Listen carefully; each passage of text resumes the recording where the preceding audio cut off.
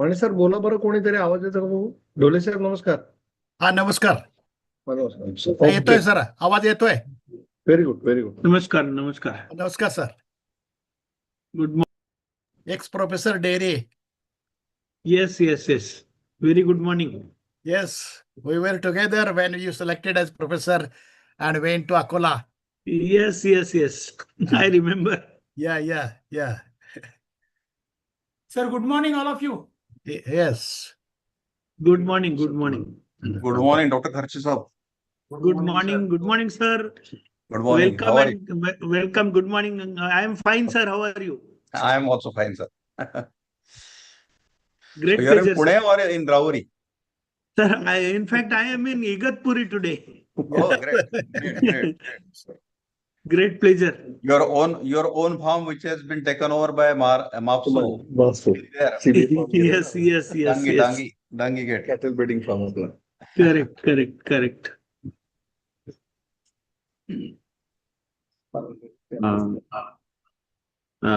Good morning, sir. Shall we start the inaugural session, sir? Yes. A very good morning to all. Welcome, one and all. Since 2025, the Maharashtra state government has decided and declared that every year, the day 22nd July should be celebrated as the day for preservation and conservation of pure indigenous cattle breeds. Accordingly, the Ajitdada Pawar Indigenous Cattle Research cum Training Center, College of Agriculture, Pune, of Mahatma Phule Krishi Vidyapit Rahuri has organized a national seminar on sustainable indigenous livestock farming during 20 to 22nd July 2026. This national seminar, organized in an online mode, is focusing on the central theme of sustainable indigenous cattle farming for healthy agriculture and future generations. Now we will start the inaugural program with Maharashtra song and MPKV song.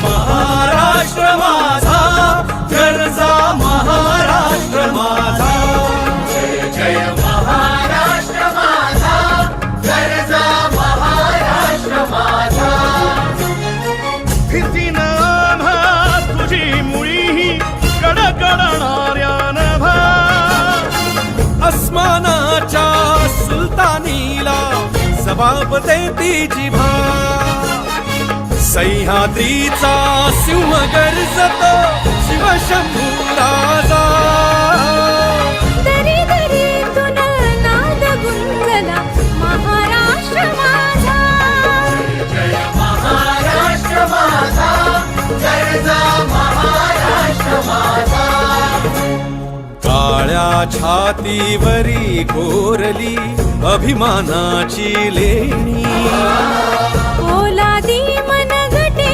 खेळती खेळ जीव घेणी दारिद्र्याच्या उन्हात शिजला निधळाच्या घामाने भिजला देश गौरवासाठी झिजला दिल्लीचेही दस्तराखी तू महाराष्ट्र माझा जय महाराष्ट्र माझा गरजा महाराष्ट्र माझा जय महाराष्ट्र माझा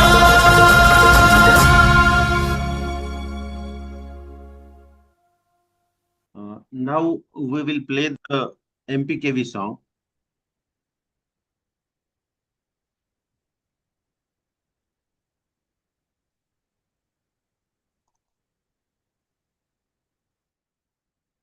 अन्नं बहुकुर्वित तदव्रतम् जय जय जय हरित क्रांति जय जय जय नवल क्रांति हरित क्रांतीचे नवल क्रांतीचे कार्य जे करीतीनी जय महात्मा फुले कृषी विद्यापीठ पश्चिम महाराष्ट्र खानदेशात पसरविले कृषी उत्पन्न जाळे आधुनिक कृषी तंत्रज्ञानाने निर्मिती भाजीपाला फुले फळे सातपुडा सह्याद्री पर्वतरांगांवर तापी गोदावरी मुळा कृष्णा काठावर विश्वजन कल्याणासाठी रचिल्या अगणित विकासवी अगणित विकासवी जय जय जय जय महात्मा फुले कृषी विद्यापीठ माळरानी हिरवेगार गालीचे फुलवीती शिक्षण विस्तार संशोधन ग्राम उन्नती अन्न पशुधनाने दौलत वाढवीती अभियंत्याच्या अवजारांनी विविध प्रक्रिया घडती जगी पडते झेंडा मानाचा असे हे गौरवपीठ असे हे गौरवपीठ जय जय जय जय महात्मा फुले कृषी विद्यापीठ जय जय जय जय महात्मा फुले कृषी विद्यापीठ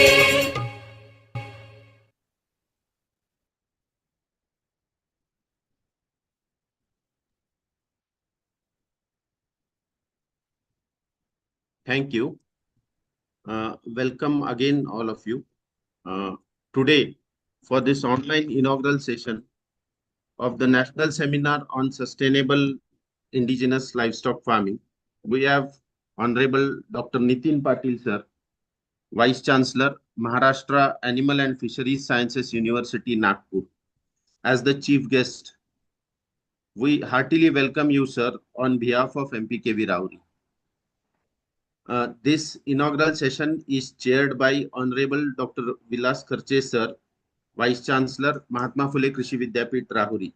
It's a matter of pride and privilege to welcome you, sir, for this inaugural program. Respected Dr. Prashant Bodke, Director of Research, Mahatma Phule Krishi Vidyapit, Rahuri, is also present for this inaugural session. I welcome you, sir. I also heartily welcome respected Dr. Subhash Bhalekar, Associate Dean, College of Agriculture, Pune. I also welcome Dr. G.K. Sasane, Director, Extension Education, MPKV Rahuri, Dr. S.B. Kharbade, Dean, Faculty of Agriculture and Director, Instructions, MPKV Rahuri, and all the Associate Deans and ADRs and the staff members present for this program. This national seminar on sustainable indigenous cattle farming, organized in between 20 to 22nd July, has in all 6 technical sessions, wherein total 18 lead lectures shall be conducted along with presentation of 30 technical research papers. I now request Dr. Subhash Bhalekar, sir, Associate Dean, College of Agriculture, Pune, for his brief introduction to this national seminar. Sir, please.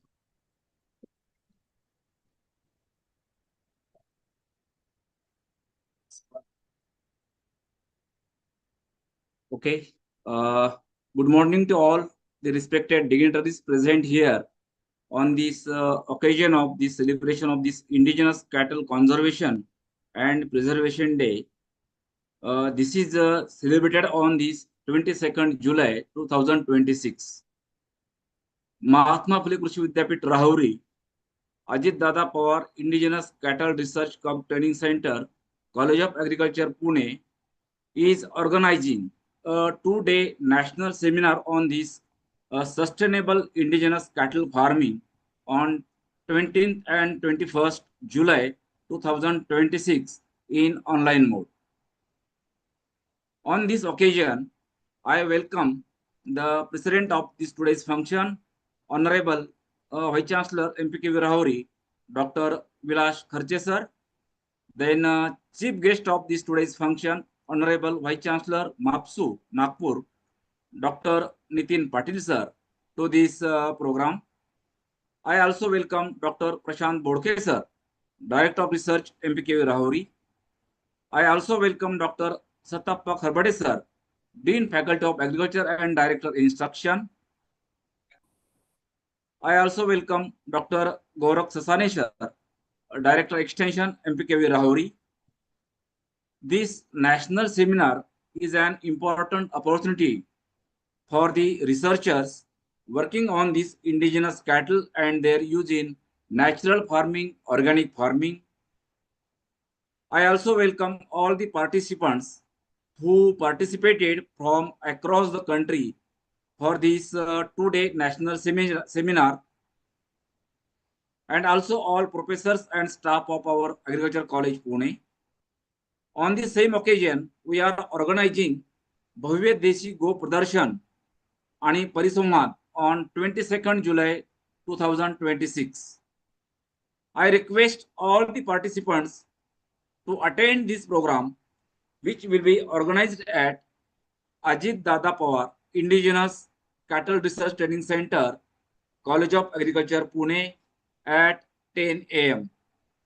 This function is graced by Deputy CM Maharashtra Srimati Sunetra Vahini Pawar and Honorable Agri Minister Sri Dattatreya Bharane sir and the other dignitaries from the Maharashtra. Thank you.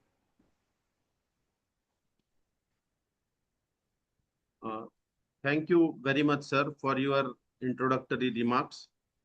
I now request Dr. Prashant Bodke, sir, Director of Research, Mahatma Phule Krishi Vidyapit, Rahuri, for his guidance. Sir, please. Very good morning to all of you. I welcome the Honorable Vice Chancellor, MAPSU University, Dr. Nitin Patil, sir, as the chief guest for this national seminar on sustainable indigenous cattle farming. I also welcome to our Honorable Vice Chancellor of this great university, Mahatma Phule Krishi Vidyapit, Dr. Kharche, sir, for this important national seminar on sustainable indigenous cattle. I also welcome to all my colleagues, directors, all the associate deans, all the participants, those who have been attending this conference. Since I can see that there are some of the participants who has joined from overseas also, Dr. Deshmukh sir, and all other participants, those who have been attending this very important national seminar on sustainable indigenous cattle farming. Sir, it is a great pleasure that since 3 days, for 3 days, we are organizing this seminar on indigenous cattle farming, because on the 22nd, Maharashtra is celebrating this day on the occasion of the birthday of our Honorable Chief Minister, Mr. Devendra Fadnavis ji, and our ex-Deputy Chief Minister, Mr. Ajit Pawar Sahib, as their birth anniversary, as the Maharashtra Deshi Govamsha Din on the 22nd of this July.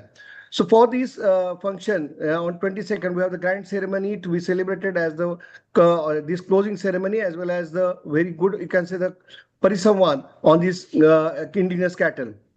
So in this inauguration, I request all the participants that sustainable word comes with the national, you can say, the international sustainable development goals. In order to complete these goals, we have to achieve that there should be an integrated farming system must to be utilized by all the farmers.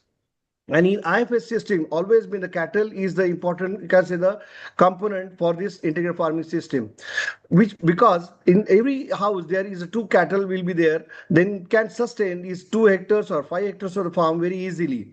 Because not only the cattle population, but the indigenous cattle, which is having its own, you can say, the A2 milk, which is having the additional benefits, which can give the additional amino acids or natural minerals to the body, as well as the immunity power to the human beings, which has now been very popular amongst all the citizens, or maybe in the most of the cities. So that's why there is a demand for the A2 milk.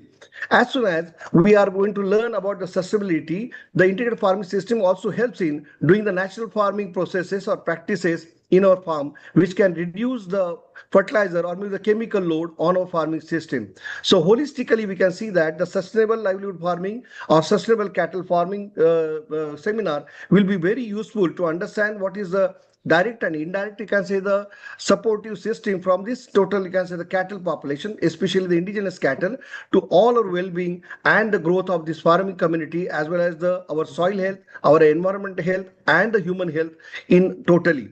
So I give a, you can say, wishes to all these participants to complete their 3 days training program very seriously, and they can get that. I'm also thankful to our organizers, Dr. Mane sir, because he has taken a lot of efforts for this complete seminar to organize on the online. And I wish him all the best and participants for their 3 day seminar, and we'll come out with some good conclusions, which we can tell it in the end of this our seminar on 22nd. So wish you all the best. Thank you very much, sir.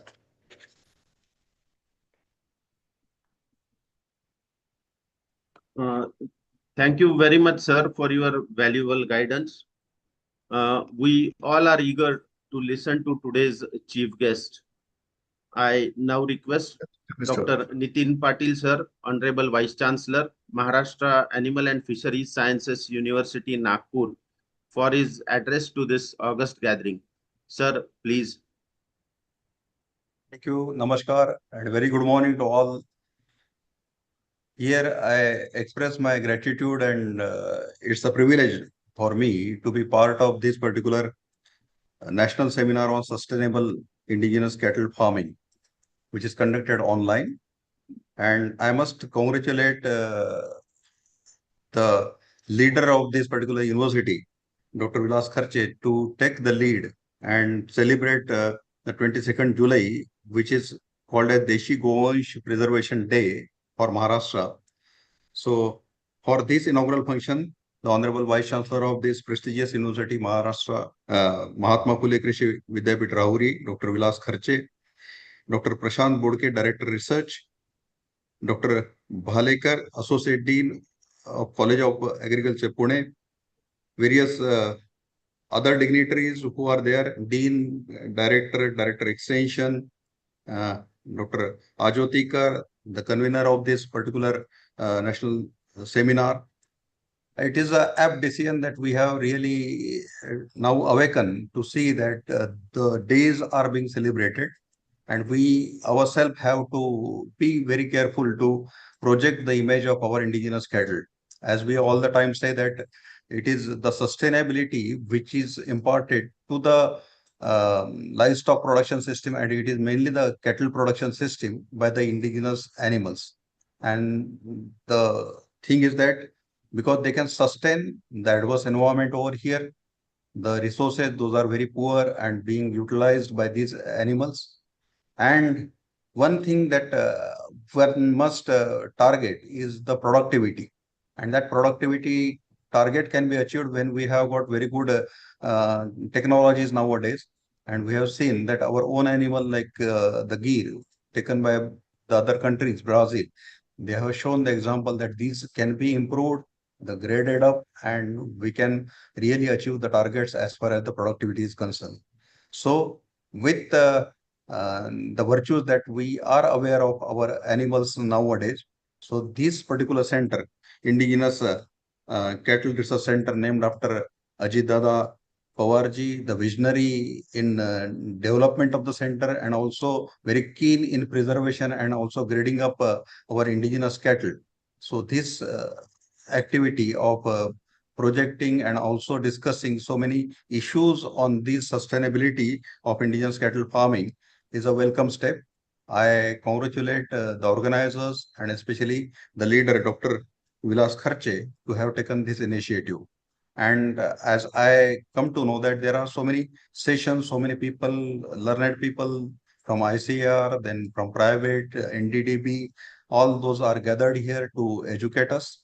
So I wish all the best and hope that the outcome of this particular conference will be really useful to lay down the policy, to get some breeding policy decisions to be implemented in our state, so that our indigenous animals, they are graded up, and also the productivity target where we lack as far as the country average is concerned, so that can be achieved.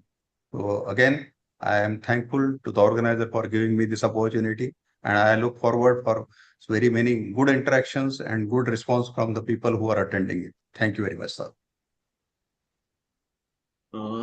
Thank you very much, sir, for your insights, concerns, and suggestions. We have been delighted and privileged to listen to you, sir. In spite of his busy schedule and commitments, Honorable Dr. Vilas Kharche, sir, Vice Chancellor, Mahatma Phule Krishi Vidyapit, Rahuri, agreed to chair this inaugural session of National Seminar. We are indebted and humbled by this commitment of yours for this noble cause, sir. I now request Honorable Dr. Vilas Kharche, sir, Vice Chancellor, Mahatma Phule Krishi Vidyapit, Rahuri, to guide the scientists, researchers, faculties, cattle owners, farmers, and students present for this session. Sir, please. Good morning, one and all. Our esteemed chief guest for today's inaugural program, Honorable Dr. Nitin Patil Saheb, Vice Chancellor, MAPSU Nagpur, the imminent presence of many dignitaries here, our Dr. Dhole, retired professor from MPKV Rahuri. I see here Dr. A.B. Deshmukh, who is in Australia now. Very happy to see you, sir. It's a great pleasure, and many dignitaries on this online dais. My colleagues in the university, Director of Research, Dr. Bodke, our Dean, Dr. Kharbade, Director Extension Education, Dr. Sasane, the organizers of this national seminar, Dr. Bhalekar, and the Dr. Somnath Mane, who is the in charge of the Cattle Research cum Training Center at Pune. All the entrepreneurs, farmers, students, media representatives, ladies and gentlemen. It is my great privilege and pleasure to welcome all of you to this very important national seminar on sustainable indigenous cattle farming organized by the Ajit Dada Pawar Indigenous Cattle cum Training Center under the Division of Animal Husbandry and Dairy Science, College of Agriculture, MPKV Rahuri, Pune. This seminar, as all of you know, is being organized on the occasion of the Pure Indigenous Cattle Conservation and Preservation Day on 22nd July, as declared by the government of Maharashtra to promote the conservation of indigenous cattle breeds. Friends, we all know that in our country, there is a good repository of the indigenous cattle genetic resources. And I am very happy to say that this Indigenous Cattle Research cum Training Center at Pune has already initiated the work in this direction. And it is very great moment for all of us in MPKV Rahuri today that on the occasion of this great day, this national seminar is being organized. So at the outset, I congratulate my team in the university, particularly Dr. Somnath Mane and his team in this center. I am equally very proud to say that Ajit Dada Pawar Indigenous Cattle Research cum Training Center, it has been emerged as the India's leading center dedicated to scientific conservation and sustainable utilization of this indigenous cattle. We all know the importance of this indigenous cattle in the country. It is not only the livestock, but it is the integral part of our biodiversity as well as the sustainable agriculture and our tradition. And we now see that there is a lot of scope for us to use this indigenous cattle for sustenance of the overall agriculture. In Mahatma Phule Krishi Vidyapit, we have developed one model of integrated farming system research, which has been accepted by the large number of farmers, and we are propagating this IFSR model. So this indigenous cattle is the integral part of such model, where it is very necessary to have the linkage of the other enterprises with agriculture. The center at Pune has successfully established the indigenous cattle breeding programs through embryo transfer technology, producing genetically superior cows while utilizing crossbred cows as the foster mothers. This innovative approach has opened new opportunities for rapid multiplication of these indigenous breeds.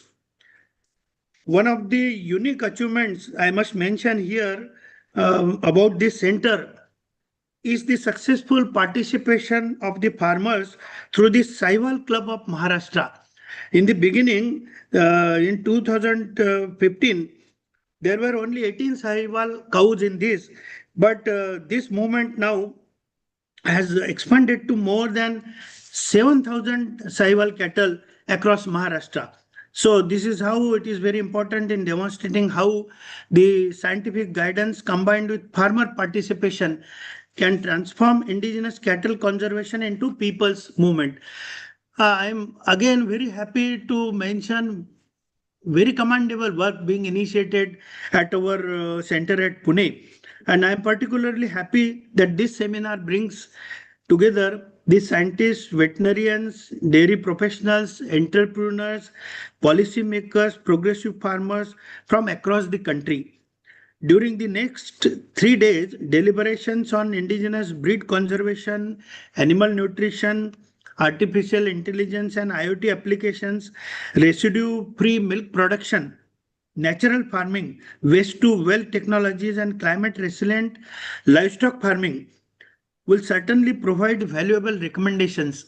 So there will be good deliberation on these topics in this national seminar.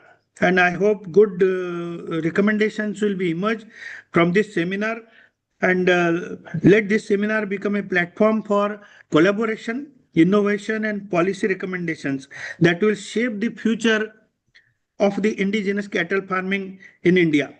With these words, I extend my best wishes for the grand success of this national seminar and declare that the national seminar on sustainable indigenous cattle farming is officially inaugurated.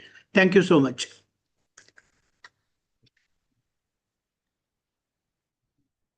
Thank you very much, sir. Your guidance shall go a long way in making this national seminar a grand success. Thank you once again, sir.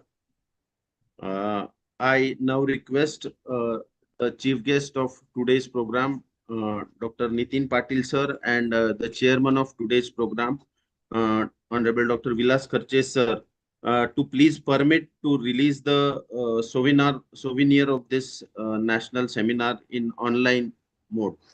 Yeah, sure. Yes. Yeah, let's go ahead. Congratulations. Thank you, sir. Thank you so much. Good.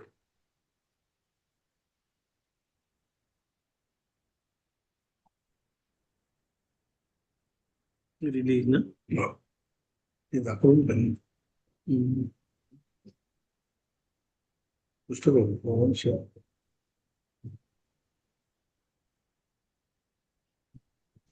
Yes. झालं? Thank you, sir. I heartfully thank all the dignitaries who have joined the inaugural session of this national seminar. I now request my colleague, Dr. Sandeep Pol, co-scientist Ajit Dada Pawar Indigenous Cattle Research Cum Training Center, to offer the formal vote of thanks and also give the necessary instructions for the continuing technical sessions. Dr. Pol, please. Okay, thank you, sir.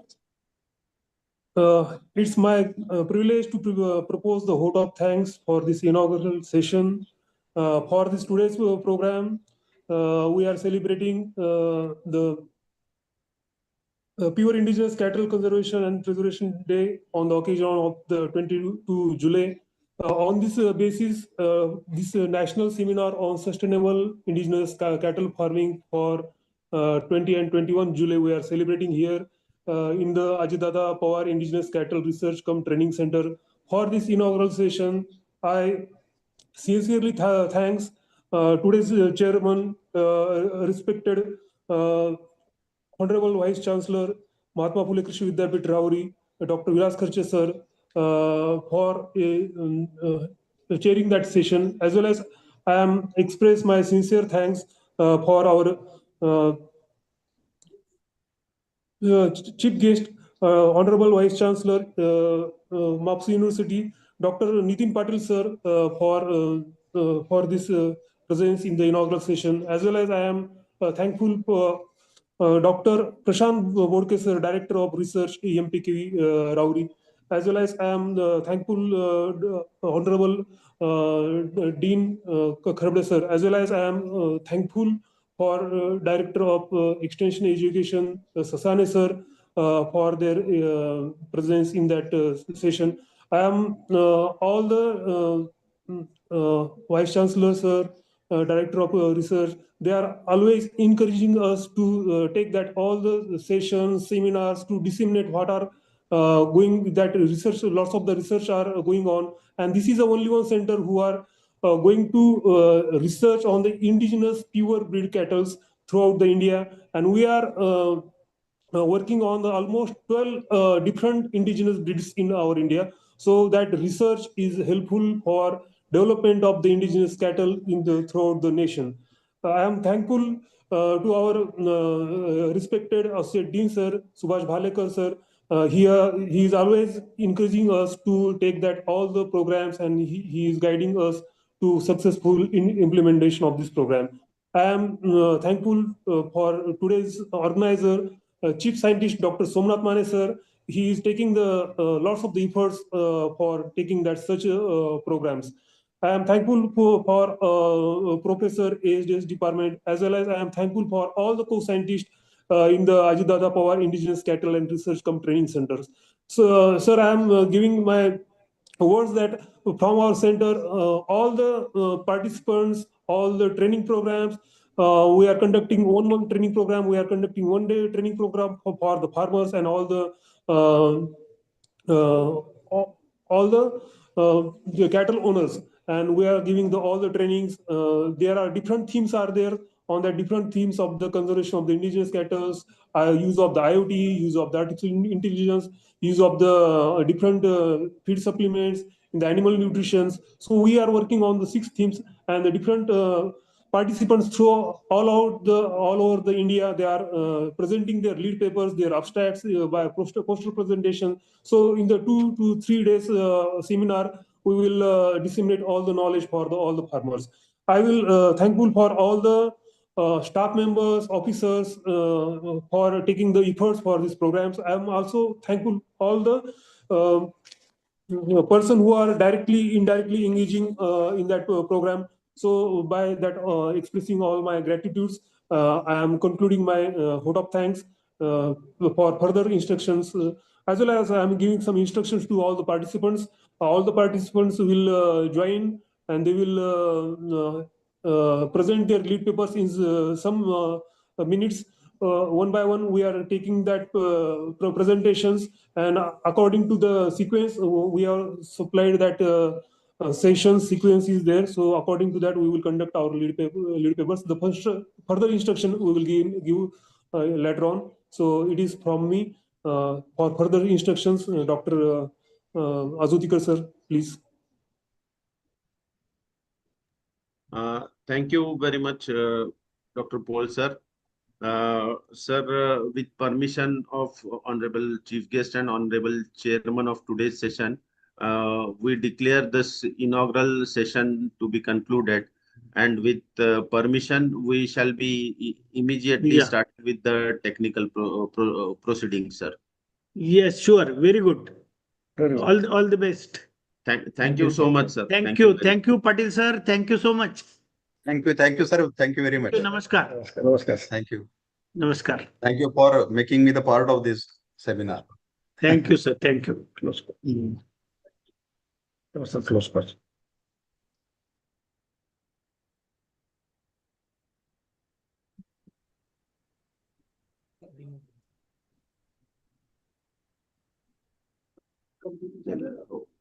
झालं बहुतेक ते left.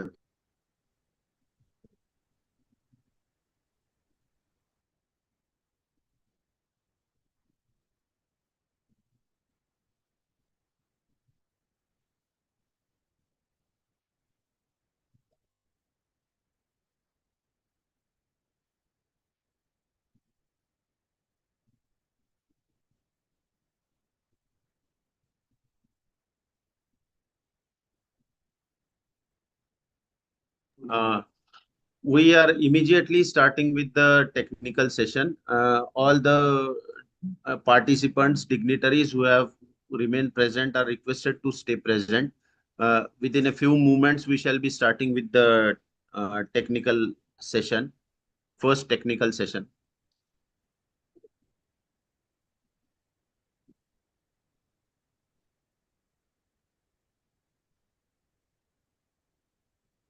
Uh,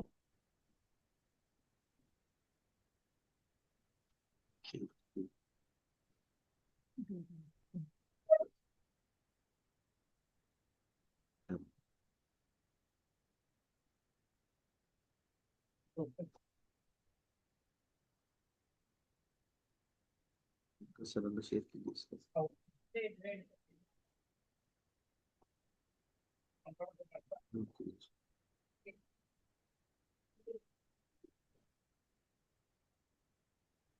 विचारूयात ना आपण तरी. विचारूया. शेंडी नाही आता एवढं छोट्या केसात शेंडी नाही सु करायची तुला? हा? चल. I request all the participants to mute their voice, to mute their mic. Remaining participants, please mute their mic.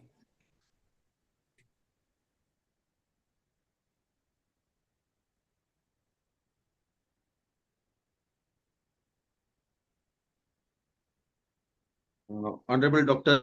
Nitin Patil, sir, Honorable Vice Chancellor, Maharashtra Animal and Fisheries Sciences University. Sir, shall we proceed with your lead paper, sir? May I request that the copy probably have been shared to you? Yes, sir. Yes, sir. We have started screen sharing with your presentation, sir. Can you allow me, because I have made some corrections there. Yes, sir. Yes, sir. So you can close down this and we Yes, can sir. share our copy. Just a minute, sir. Please. Allow us to share.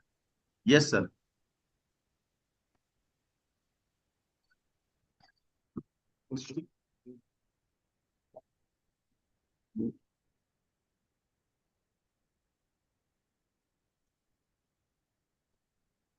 Sir, you can now share the.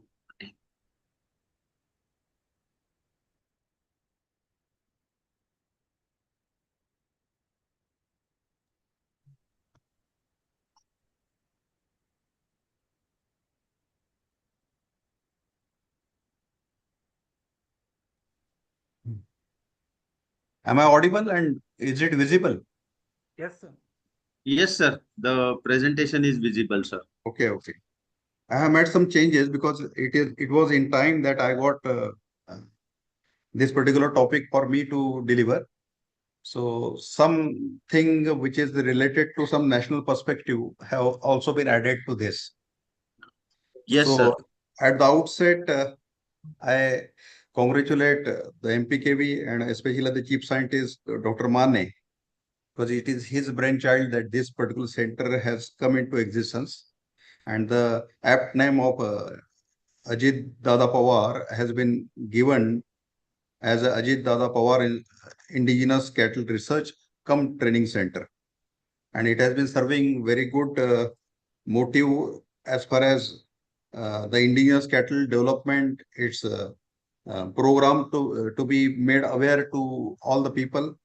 So the topic that has been given to me is genetic biodiversity of indigenous breeds of Maharashtra.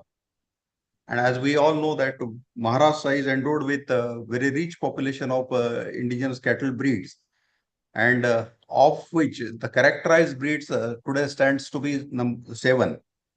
And this way my presentation would go. What are the indigenous cattle breeds? What are the lesser known cattle genetic resources? Those are again available. Means beside those which are registered, but there are some good populations of other cattle genetic resources which are bit distinct from those the available indigenous cattle breeds. And the role in biodiversity, major threats to genetic diversity, how we are characterizing, and what are the new tools that we have. There are some breeding strategies, and in addition, I am trying to tell that what are the issues, what are the bottlenecks, and what way the breed conservation improvement programs that should go, so that overall, whatever the position that we have today, that we are the leading milk producer in the world, so that particular thing is taken care, and very uh, good number of animals in the milch and with good productivity are available in our state as well as in the country. So as we all know that in India, we have got 55 recognized breeds of cattle, but several of them, beside these, are the nondescript or lesser known breeds that we say. That serve the purpose of national heritage. Culturally, we also have some festivals related to their conservation and preservation, and definitely they serve the utility as far as milk, draft, transportation, the Panchagavya, that Chikitsa is being developed, and also in the natural farming, the manure and the uh, is prepared out of this. And mostly it is more than two-third population is earning the livelihood from this animal production system that is available in us. So as far as India is concerned, we have got 4 or 5 indigenous cattle breeds which are considered to be the milch breeds. Of these, we know for sure that the Gir, Tharparkar, Red Sindhi, and Sahiwal. Earlier, it was only Sahiwal, Red Sindhi, and Gir that were identified, but later on, Tharparkar and as well as Rathi and another Kankrej breed has also been added. So why those are important? Because we consider animal husbandry as a subsidiary occupation to the agriculture. But in the cases like El Nino that we are experiencing, the drought situations quite frequently in our country, in almost all the states, we face the problem as far as the crop agriculture is concerned. And in that case, it is very well known that the role the livestock that plays in sustenance of agriculture probably is important, and earning livelihood out of that is going to be the main thing. And that has also been witnessed in other situations of adverse nature, like in COVID. The growth rate that we achieved or we maintained for the dairy production was 5.5%. That is far better than the crop agriculture. And in case of other revolutionary kind of resources like the poultry and also in the fishes, that was up to 8 to 10% growth rate that was achieved. What this animal production or livestock production people, they say that because of the the lead taken by these sectors, the overall growth rate of agriculture that is propelled up. So taking advantage of these situations, we have the things that we should take care of our these livestock resources very much. So as for different agroclimatic zones, this genetic diversity of flora fauna that differs. And similar is the case when we see the cattle genetic resources. So especially those areas where the situation is bit harsh as far as the crop agriculture is concerned, there we see that these breeds have originated. And mostly it is seen around those corners or the borders of Maharashtra, where we share the cattle genetic resources with maybe Telangana, Karnataka, or maybe Goa or Gujarat. And that way we have so many breeds those we have. Like what we see in the Dangi, it is the Dang from Valsad district and Nashik, that part. We have got the Dangi breed and it is having so many strengths that are available in that area. when we go towards the eastern part, along with Chhattisgarh, we have got these our Gaurao breed, and that is in the Wardha district and also in some Telangana and also in some parts of Chhattisgarh that is there. Similarly, Kathani, then Red Kandari with Karnataka, and Devni, then Khillari, and Konkan Kapila with Goa. These are the breeds, those are registered for Maharashtra. These are the 7 breeds. And it is not moving. So this is the Dangi cattle that we have in Igatpuri. Presently, our Honorable Vice Chancellor is sitting in that area, the breed tract of Dangi cattle. There are so many strains, and those are identified and well preserved by the local population over there. The breed descriptors have been evolved for that, and these are the Devni cattle that is again in Marathwada, and we share some in with the Karnataka. And there are also some strains like Shevra, Balankya, Vanera, this kind of thing. On the left hand side, you can see how they look like. And their breed descriptors are also available. And they are uniquely known for their majestic look. And almost all these breeds are good for means in their local tract for undertaking the draft activity. So these are the strains of Dangi cattle. In Gauro, again, because it is in eastern part of Maharashtra, in Wardha and Nagpur districts, and also some parts of Chhattisgarh, and in Chhindwara, Madhya Pradesh state. So these animals are found. Mostly it is white color, but there are some gray colored which is appearing on the hump and the neck side, and that is considered to be the characteristic responsible for heat adaptation.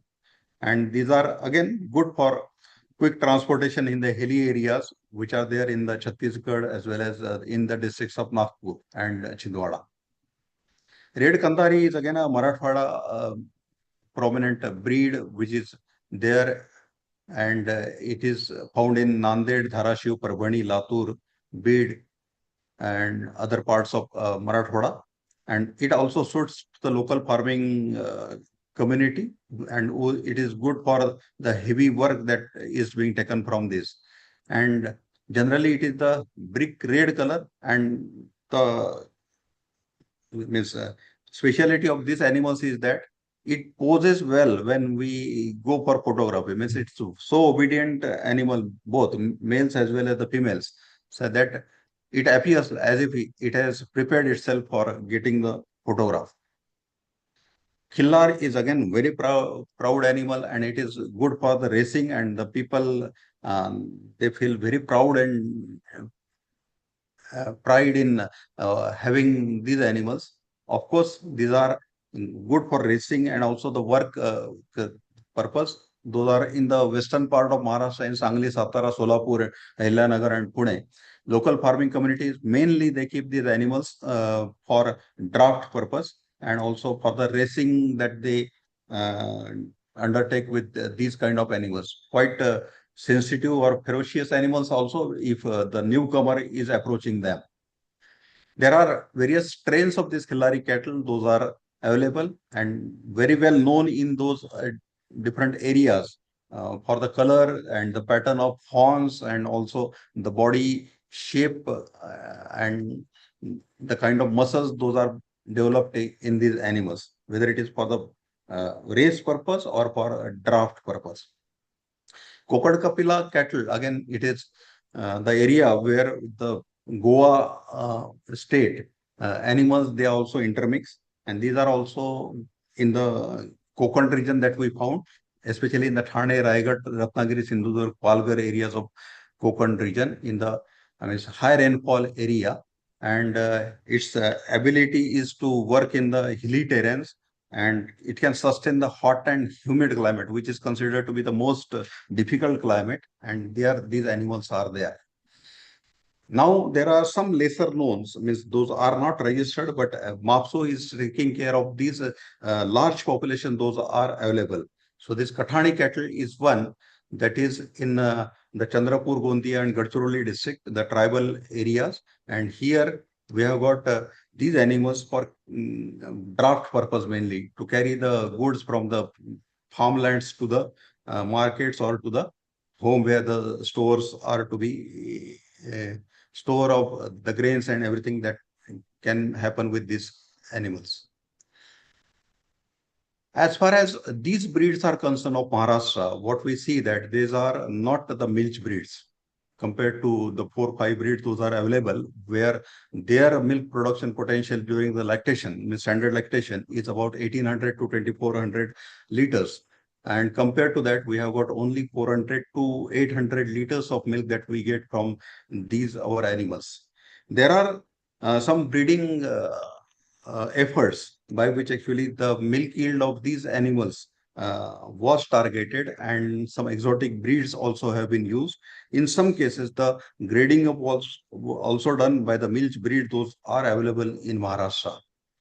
And some lesser known cattle genetic resources like the Khamgaon cattle. We have found this in the Buldana district, especially around the Khamgaon taluka of Buldana. And these are the some strains those are available. And we are with ICAR, National Bureau of Animal Genetic Resources, under this network project, we are trying to characterize, and these will be again registered and adding to the national breed registry. There is another Umarda that is again in the Yavatmal and Umarkhed part of Maharashtra, and these are also being characterized physically as well as on molecular side. In the Meghat region, that is especially the very hilly terrain, here these Melgati cattle are very indigenous, and those are the cattle and as well as the buffalo of the Melghat type. These are especially the grazing cattle or grazing animals, by which actually we can have that the zero input system can be developed. And these are very good source of livelihood and also for the nutrition, the family nutrition. And that's why these animals are of immense potential or immense value to the people who are inhabitant of Melghat region. Mathura Laban cattle, it is said that these animals in Hingoli and Nanded part of Marathwada were taken by those people who have come from Mathura. And along with them, they had carried some of the animals, and these animals inhabited and then multiplied. And these are animals which are available in the number actually, which is bit distributed.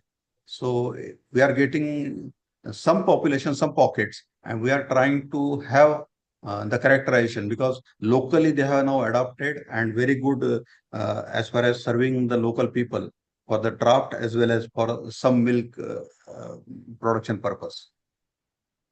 Then Varadi cattle in Akola part, that we are again going for a good number of these animals found in the field, and MAPSO is taking all efforts to characterize it with the ICR network project that we are running with. Then Sonkheri is another that is in Khandesh, that is in Dhule region, and well adapted to the very semi-arid or arid situation where the drought is very common. And again, these are the animals which need least management as far as the nutrition is concerned. These are in the grazing, they can sustain their production as well as the drought. So these all breeds, those which are in the Maharashtra, those serve the employment part of the rural population, and that nearly 200 days of employment that they give. And it is a daily source of income also, as far as the milk need of the family is concerned. Nearly 1.5 liter of milk that is being provided to the family. And it is mainly the women who are involved in keeping up this cattle, and the women empowerment, the money that is flowing to the women that is being taken. And as we all know that it provides the manure, and manure could be the good source. And in natural farming, as we have said, that there will be some presentations. These resources like the dung and urine that could be used for our agriculture, and wherever the climate change and the practices that we are following in the agriculture, if those are to be reversed towards the natural side, possibly their manure would be of good, great health. As far as the resilience to the climate situation, whether it is heat, it is cold, or it is very stressful feeding pattern and all those things, these animals should best. And as far as the resistance to the diseases, so these animals are very good in this part of India. And as far as the milk status is concerned of India, we know that it is ranking first in globally, producing nearly 25% of global milk production. And today, as 23, 24 figures are available, we are producing 242 million tons of this. And the growth rate overall, it was 3.83, but in situations, adverse situations, it goes more also. And indigenous cattle share has been very low, and that's the cause of worry. And that's why we need to have some programs and some uh, where policies also by which the indigenous cattle, which are in large number, those are productive and economical while we rear them. As I told, that it is the source of nutritional security, and it's a good quality protein that it supplies, and it has no barrier as far as the vegetarianism or non-vegetarianism is concerned. So these more than 480 gram today is available per head, but of course there are variation from region to region. So the major threats, those are happening because these are the animals which have not been registered, or their care has not been taken in the breeding plan of the state. So the breed dilution that does happen, and if it is on the border from the state to state, it varies, and the crossing over of these animals, they do not understand the state or the district borders or the breed boundaries. That's why this breed dilution does come. So purebred is a problem. So the efforts should be done. As far as our breeding policy is concerned, we are targeting only milk production, but we are not taking care of the draft ability. And because of the decreased size of the land holding, and the more number of those marginal and small farmers involved in agriculture now. So their source of mechanized means farm power is bullocks. So that draftability also is to be taken care. In the Maharashtra, what we see that these breeds that what we have seen, they occupy only 20% of total cattle population. Otherwise, those undefined or those not described animals are about 80%. So that need to be taken care. And as we come to the livestock census, what we find that from 19th to 20th livestock census, there has been a considerable decrease in the population in almost all breeds except the Dangi and Devani somewhat. So there is need that we should take care of preservation or improvement, so that then the people who are rearing it, they find some uh, economic purpose for keeping these animals. As far as the total livestock census is concerned, that is 20th livestock, what we see that the total number of cattle has marginally, means about 1% they have decreased. But when the milk production has been targeted, what we see that the total exotic and crossbred cattle that has increased by 27%. But this 26.63% increase or share of this number, that is contributing nearly 55% of total cow milk share in the country. So the purpose of breeding of these animals, and also the attention of the people who are rearing cattle. So those are going towards the crossbreed or keeping the total exotic animals when some of the management conditions are good. So as far as indigenous cattle population is concerned, there has been definitely a decrease. The total milch animal definitely, because the purpose of keeping the cattle has been for the milk production, so it has increased. So when we see that the mission zero nondescript is to be achieved as declared by Government of India, we have to take of care of those cattle which have not been actually registered or which has not been described. So that lesser known cattle populations, with the help of NBGR, Karnal, a very ambitious program of network program that is going on. So we can take care of these many cattle population, those are available there. There are some very good genomic tools, those are available for characterization beside the physical way of characterization of these breeds are going on. It is whole genome sequences, whole exome sequences, SNP chips are being developed, and genotyping by sequencing and everything, those are available. Then when we go in the breeding, then the marker-based tools are also available, like the microsatellite markers, the RFLP PCR or SSCP or APD. So these are used for genetic diversity studies, and by genetic diversity, we can get assured that the very good virtues in one of the breeds that could be taken and that could be carried over to the next breed so that we can attain the productivity as well as the quality of the produce that is available. The other tools, those are again very good tools, that functional genomics or lineage analysis that we can use, and we can characterize the breeds. And these are available quite nicely in some of the good laboratories. Those are available. Those are in the country, whether it is ICR or in the university system that we have got these tools.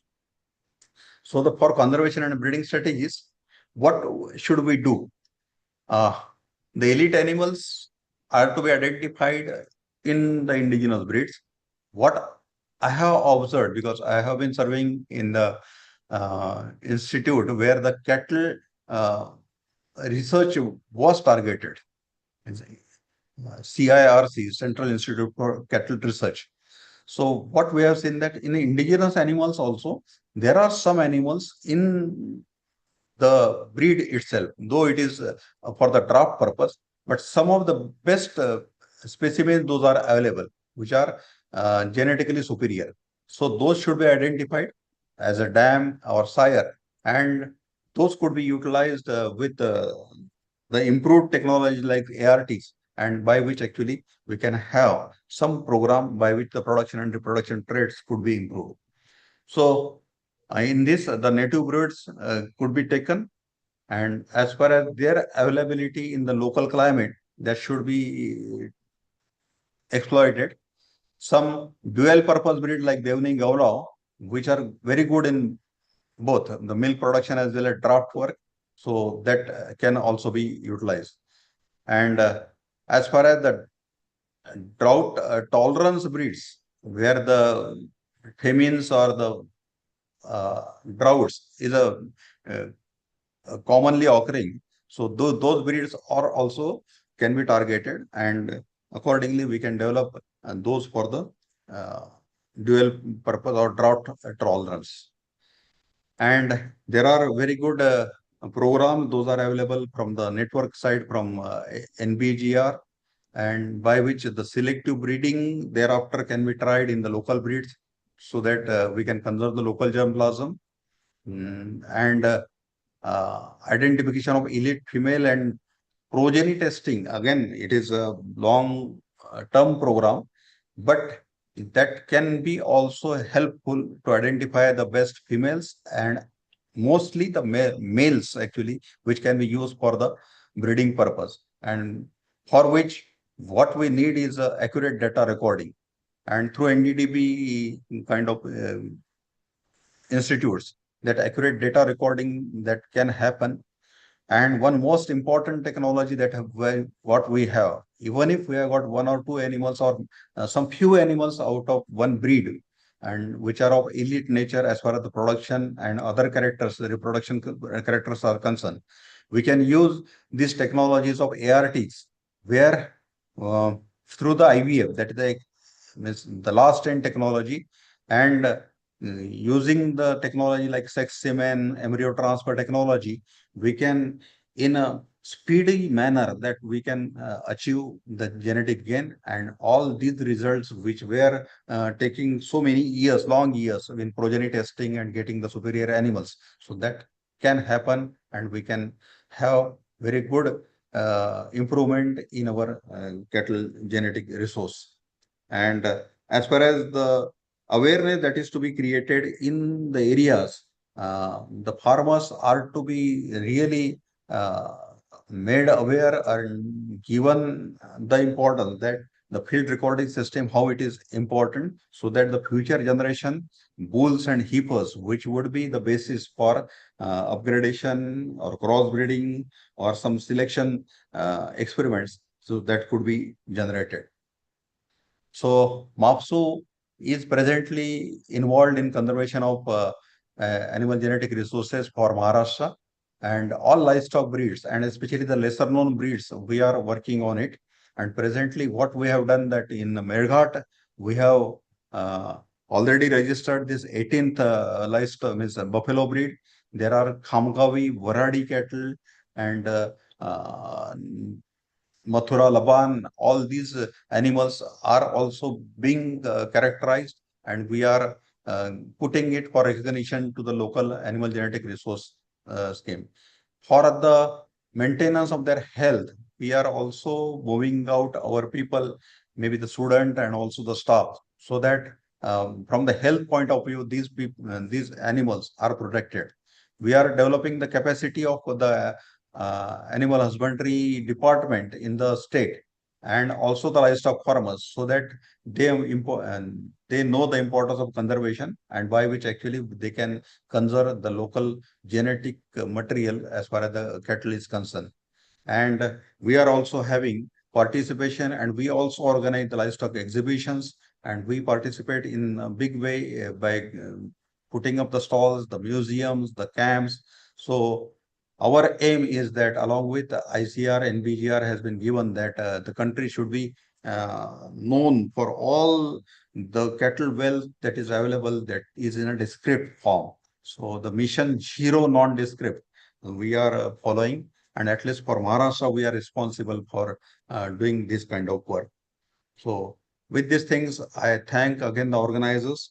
There are so many technologies that I have been seeing that those will be talked of, like IVF technologies, the selection methodologies that could be adopted, so that we can have all these targets achieved as far as productivity, and also their utility for our purpose, like the draft as well as the work to be taken from these animals.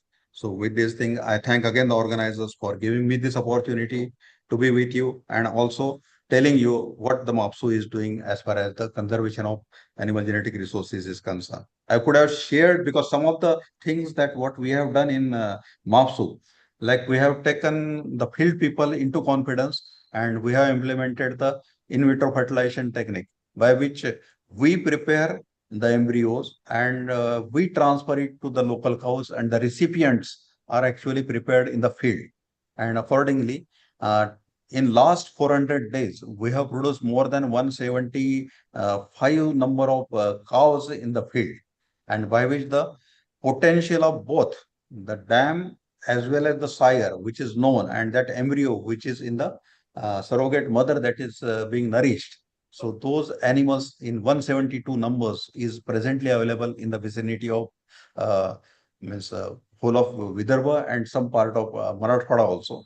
And we want to take it up in a big way by having the collaboration with the people like IRCTC, and also the field animal husbandry officials, by which this technology could reach and make the transformation. And this is the way that actually in a very fast track mode that we can attain the genetic upgradation. And in the areas where actually the crossbreeding could go well as far as the management conditions, then the feeding conditions and the environment is good, there we can go and advocate the crossbreeding also. So that way we are going to tell the state animal husbandry officials also that this way the breeding plan should happen for Maharashtra, by which we can bring some revolution as far as the cattle breeding policy is concerned. So thank you very much for giving me this time, and it is over to you then. If Thank you, any, sir, for your nice presentation on genetic biodiversity of indigenous cattle breeds in Maharashtra. Now, I request the participant, this topic is open for discussion.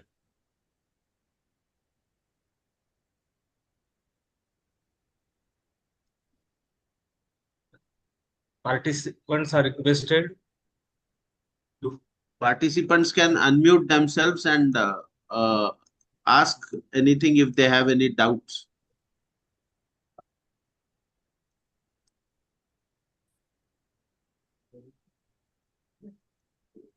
Participants, you can write in the chat box also. Your question can be entered in the chat box. We will answer that.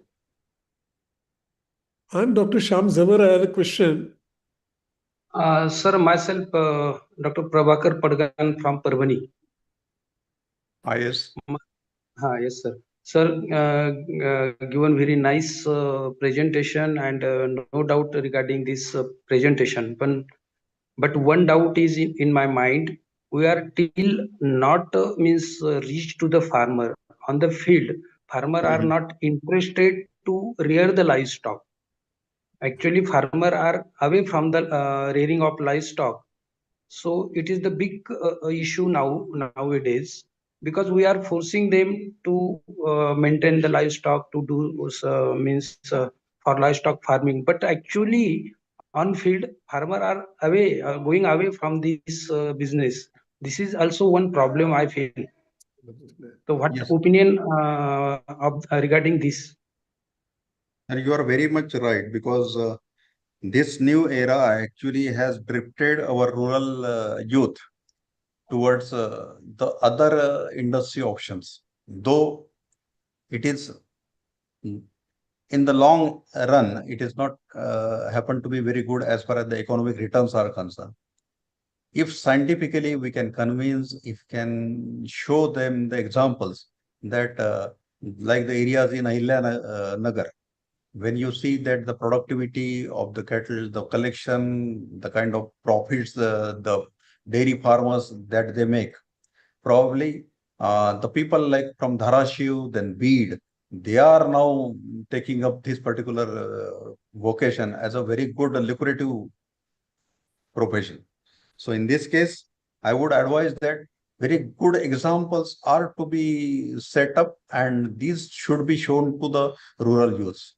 And around Pune and other areas of Western Maharashtra also, when we see that when the scientific management that goes into the dairy business, it's the most positive, kind of positive returns that we can expect from such industry.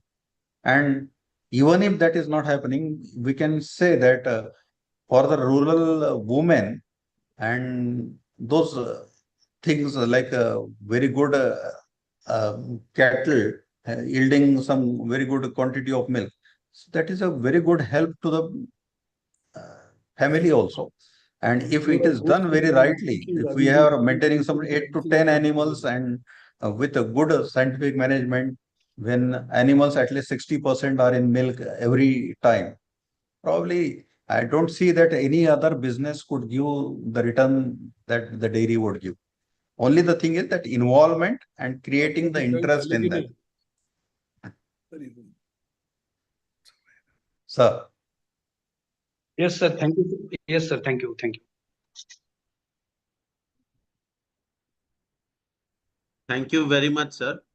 I still request if any doubts are there. I don't think so, but Can you hear me? Yes. Thank you very much, Dr. Nitin Patil, sir, for your. Sir, I have very little. Sir, I have very little query. Sir, Mm. this is Dr. Bidu from Dr. Punjab Rao Deshmukh Krishi Vidyapit, Akola. Okay. Sir, very nice presentation. Sir, I have a question. Whether the indigenous germplasm serve the purpose of milk production as compared to the exotic breeds, or say. Sir, you are very right that exotic germplasm, the crossbreds also, if the conditions are very good, if we can maintain all the conditions and also the adaptability issue of the crossbreed is taken care of, possibly we can go for crossbreds or the purebreds also in some cases. But that is the major question also, that these animals do not provide the sustainable dairy enterprise. And that's the reason that our local animals, like what we have initiated some program in Central Institute of Research on Cattle, this Indigenous Breed Development Program involving Sahiwal, Gir, Kankaraj, and now Tharparkar, all these animals which are our local animals. And still, I say that in our local animals also, our native animals like from Maharashtra, if there are very good animals, specimens, which are yielding very good amount of milk, those can be chosen. Those can be used in ARTs. Their females, their sires, and their embryos, if we use in the IVF kind of technology, possibly will be entering into setting up the population which can be a good yielder. So there is two-way question that if we are able to maintain the crossbreds or the purebreds in a very good management conditions, then we can go for it. But if we have the problem of environment, like the climate change, the more heat or the bit filthy environment as far as the management is concerned, some poor nutrition kind of thing, then possibly grading up with our own cattle resources, that could be best idea that we can go for. And there is a scope that indigenous cattle like Gir and then Sahiwal, that could prove better in our environment, and that can happen in all the parts of India, not only Maharashtra, but all parts of India. They can sustain the environment, and also the production levels also can be good. That's my question.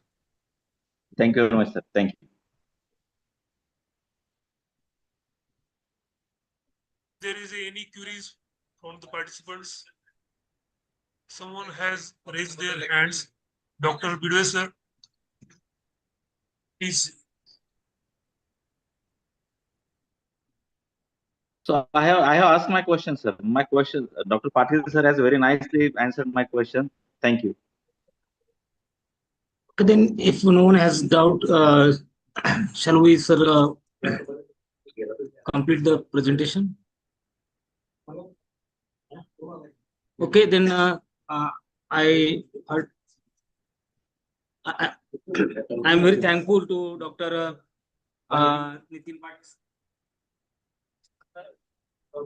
Maharashtra Animal and Fishery Science University, Nagpur, for his very nice.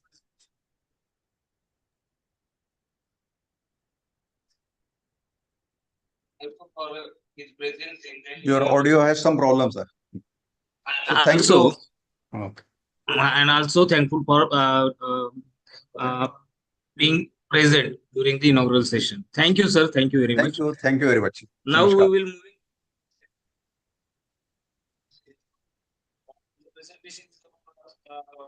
Dr. Sohamveer Singh, and the topic is characteristics of indigenous dairy animals, making them resilient to changing climate under tropical conditions. Dr. Sohamveer Singh is an animal physiologist at the division of ICR, National Dairy Research Institute, Karnal. I request you, Dr.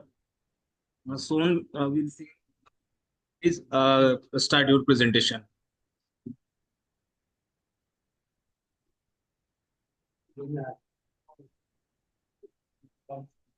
Oh, sure.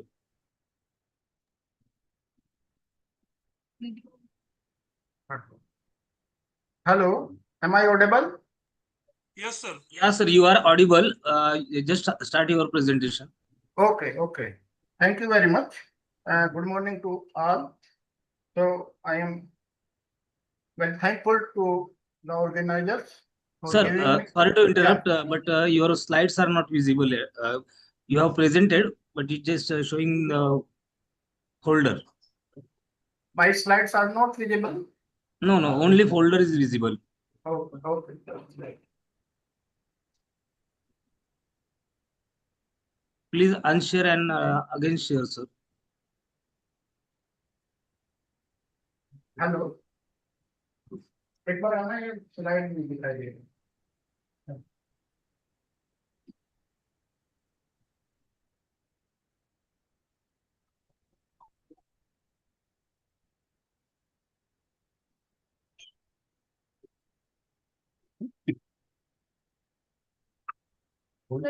Folder दिखाई दे रहा है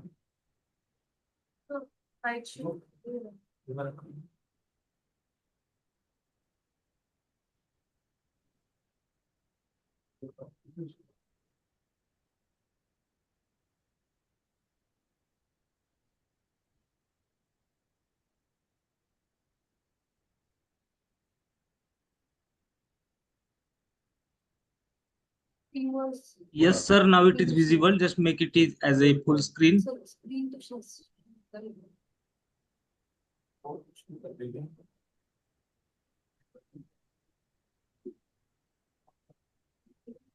hello हाँ sir. Yes. अभी दिखाई दे रही है हाँ sir. I can see your slides. Just make it in a PowerPoint mode. It's in PowerPoint mode only. No, full screen view. I have made the full screen view. Okay, sir. It is visible. No doubt you can proceed with your topic, sir. Okay. Okay, full screen नहीं दिखाई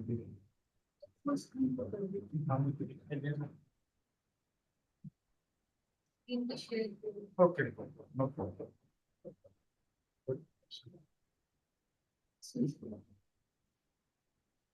Okay, good morning to all. So, most respected, the Honorable Vice Chancellor of the University, that dignitaries and the learned participants. The topic assigned to me is the characteristics of the indigenous dairy animals, making them resilient under tropical climatic conditions, particularly. As you are all aware that this climate change is a reality now and it's not issue. Earlier it was an issue.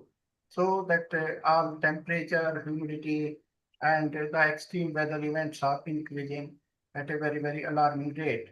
So under the such scenario, that we have to choose that which animal can sustain the production as well as the productivity under this particular scenario.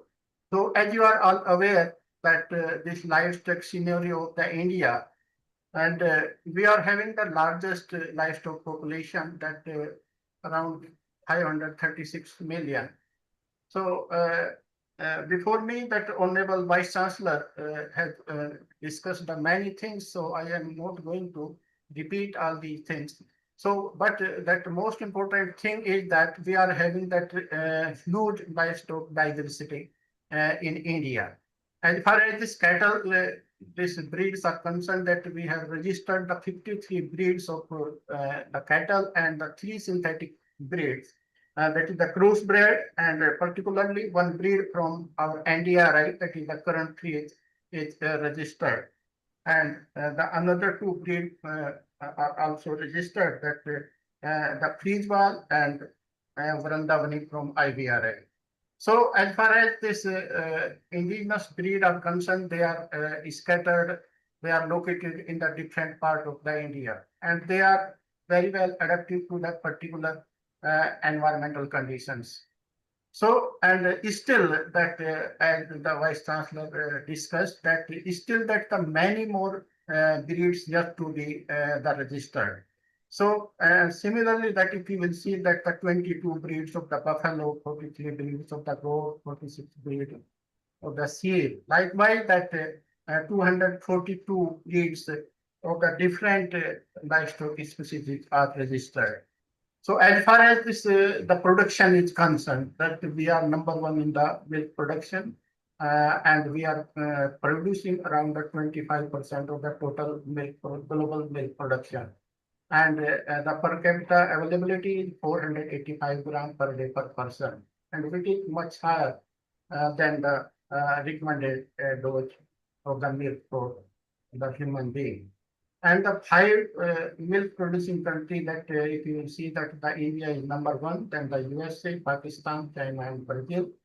As far as this livestock is concerned, it provides the livelihood to the many poorest of the poor in our country. They provide both income and the food. As far as that this protein is concerned, that the most of the population. Sir, sorry for interruption. Yeah. Sir, your slide is not moving, sir. It is shown only front page. It is not moving. No, it is not moving, sir. Okay. Then again, some problem is there. Sir, can you stop sharing and re-share that slide? Okay.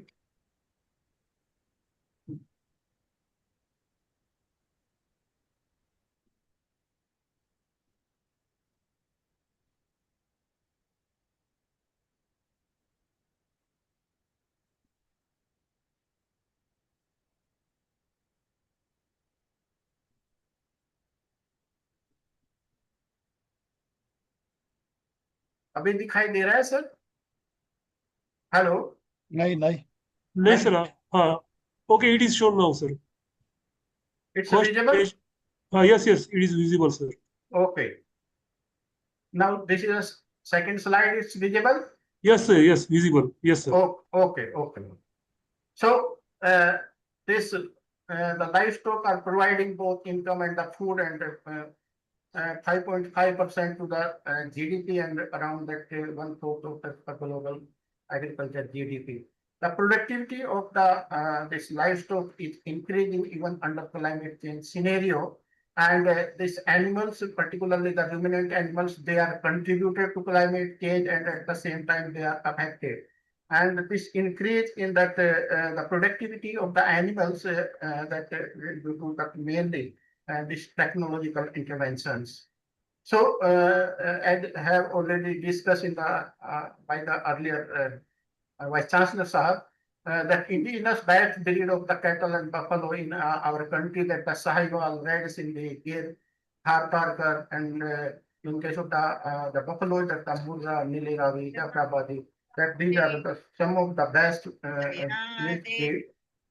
And this is the share of the major livestock species in the total population, that the cattle is country around that 36% of the total this population, and buffalo are around 20%. So indigenous and the non-descript cattle, they are making around the 73% of the total cattle population, and out of the total population, that 193 million, 142 millions are native and non-descript animals. So this is the contribution of the milk by the different species, that indigenous animal, their population is more, but their contribution is low because due to that the lower productivity. And these are the some of the states that we will see that the major contributor in the milk production, that is the Uttar Pradesh, Rajasthan, Madhya Pradesh, Gujarat, and the Maharashtra is one of them.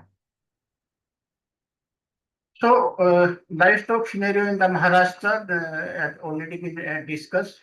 So the state comprises around that 14 million cattle population, and out of which that 9.38 million are indigenous, and 4.6 million are exotic at the gross rate. And similarly, out of the 53 registered breeds, there are 7 breeds of the cattle, that is Dangi, Devolu, Red Kandhari, Deoli, Konkan, Kapila, and Kathani are in the Maharashtra, and are of mainly draft breed, and they are producing the milk in the low quantity. And the known desperate population are around the 67% of the total population which is available in the state. And these are the breeds of the Maharashtra that that Dangi, Deono, Deoning has already been discussed earlier. And these are the buffalo breeds of Maharashtra, the Pandarpuri, Nagpuri, Marathwadi, and Puran Handi. So if you see that there are certain challenges in front of us in that this 21st century, that one of them is the climate change. And under this particular climate change conditions that had already been discussed, that our indigenous animals are better adapted. So another challenge is the land degradation, loss of biodiversity, food crisis, energy crisis, and the population explosion. So these are some of the very, very important, that the biggest challenge in front of us. So, and up to the this 2050, it is expected that our population is become 1.7 billion.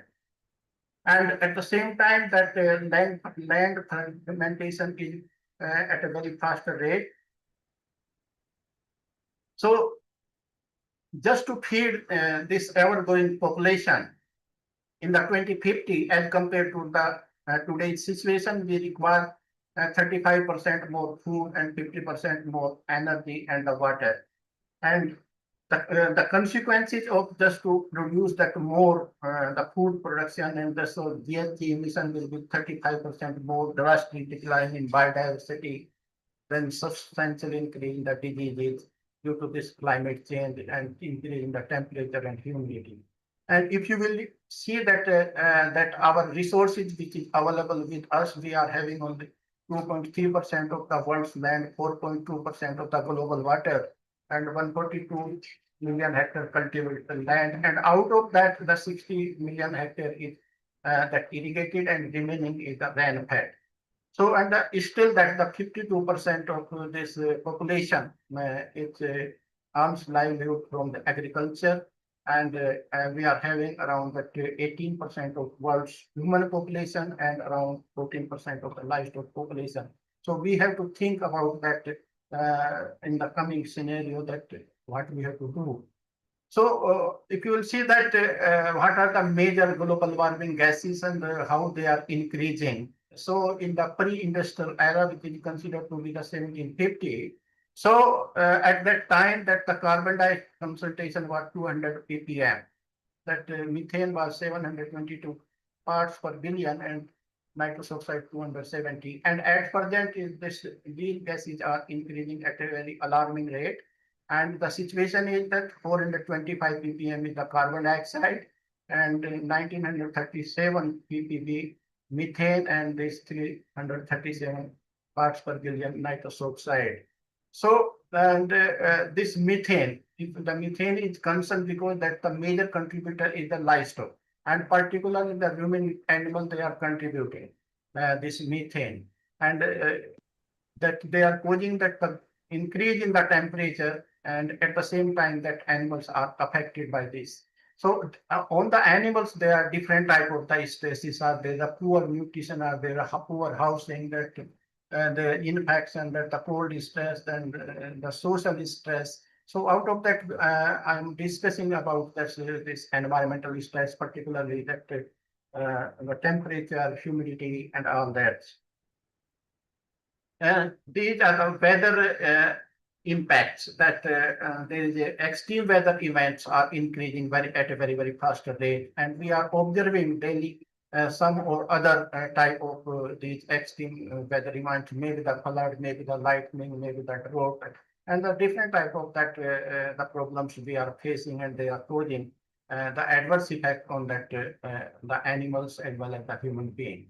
And it is projected that up to the end of this century, that the number of the days, the projected to be that more deadly hit per year by the end of this century. And if you will see that India, in case of the India, that you will see that maybe that around the 200 days in a year will be very warm, and that will be again increasing due to this increase. in the situation.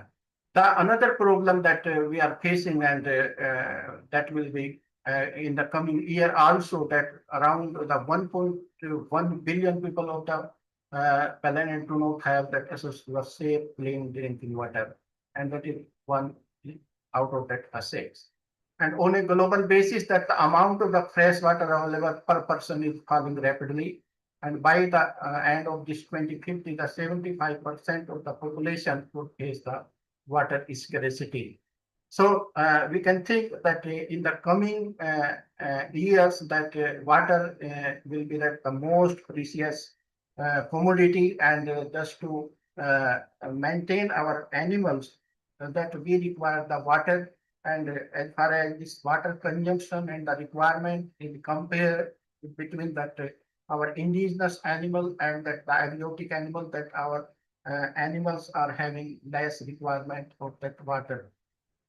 So this climate change, it has that the direct as well as the indirect impact on the productivity and the performance of the animal.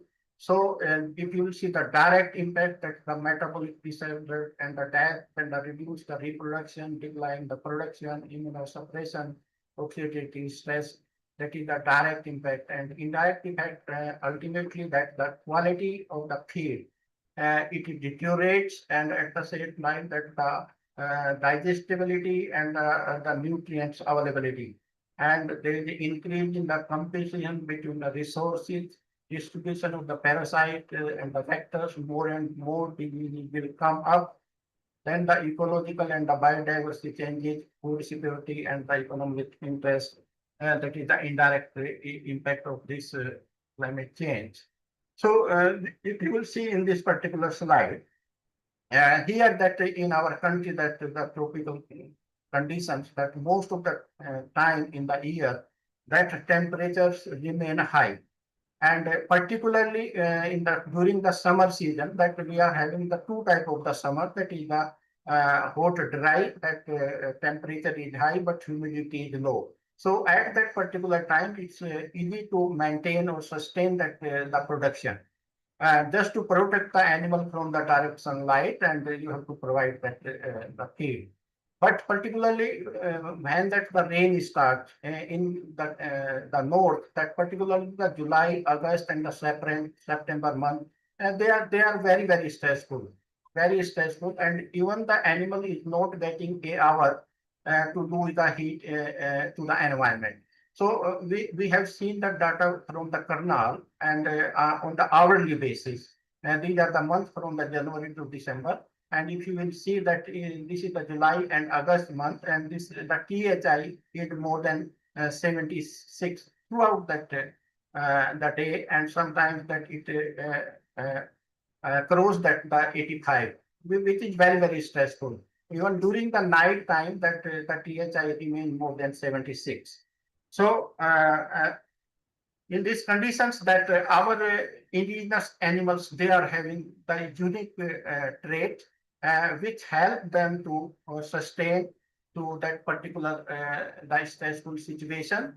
So our indigenous animal having the higher genetic variability, adaptation to the different environment of the farming system, and they have the high heat tolerance and the adaptability to the high temperature, to disease resistance and the stress resistance, quantity and quality and the composition of the animal product, ability to utilize the coarse roughages and the crop residue.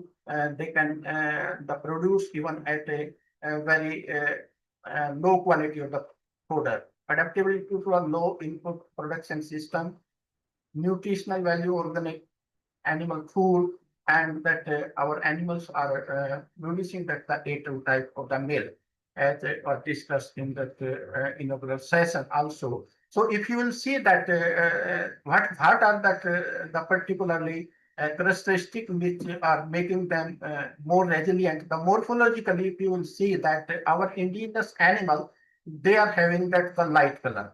And at the same time that they are having the hump, well developed the dewlap, that the bigger size of the ear, and which is not present in case of that exotic animal. They are having the darker color, they are having the less number of the sweat gland, they are not having that hump, means that all these the morphological characteristics, they are helping in increasing the surface area of the indigenous animal, and at the same time that they are having the more number of the sweat gland per unit of the surface area, more developed at the same time. If you will see that this white color, the hair, they help in the reflecting the radiation. So if you will remove that the hair, then the color of the skin is the darker. And it is also a characteristic characteristic, whereas in case of the exotic animal, if you will remove that couple of hair, then you will find that the light color skin. So our indigenous animal, because all the radiation will not be reflected, so if the radiation which is absorbed, that it will not going to harm that the skin. That's why that this is the melanin content is very, very high in our indigenous animal, which helps in adaptability of these animals. So earlier that we are the reports which are available, that the THI, which is considered to be threshold, which is available in the literature, that 72 means if that THI value is 72 or less than 72, that is the comfortable situation. But we have not carried out for our indigenous animals. So we have conducted, analyzed the data, and we have seen that our indigenous animal, particularly that maybe that the Sahiwal or the Tharpak or any breed, other breed, they can sustain and maintain their productivity even at a higher THI. That is, if the THI is more than 70, 75, then still that the productivity is not affected much in case of our indigenous. Whereas in case of the exotic animal, that this threshold is 72, 70 or 72. So similarly, that this experiment was conducted and analyzed the data at NDRI, and they have shown that the different months under the different category where that the heat stress is more, or that is particularly the May and June, that the THI is very high, and such under this particular scenario that we have to protect our animals. And here, particularly in our indigenous animal, that we didn't find such type of this open mouth painting. Because that our indigenous animal are having more number of the sweat gland, they are more developed, they are more in number. So in these animals, maybe the exotic animal, or maybe in case of the buffalo, they are having around the 1/6 of the sweat gland as compared to our indigenous animal. And that's why these animals cannot maintain their body temperature through the sweating, and they start panting. And if these animals are panting like this, the animals become overfeed, and the productivity is going to be affected severely. So we have conducted the series of experiments just to see that why this our indigenous animal is better adapted to this high temperature particularly. So we have also seen that the skin flow to the periphery to the skin is significantly higher as compared to the exotic animals, and this is the Burra buffalo, which helps in the dissipation of the heat, and the vasodilation takes place, and therefore that the more heat is evaporated from that skin through the sweating.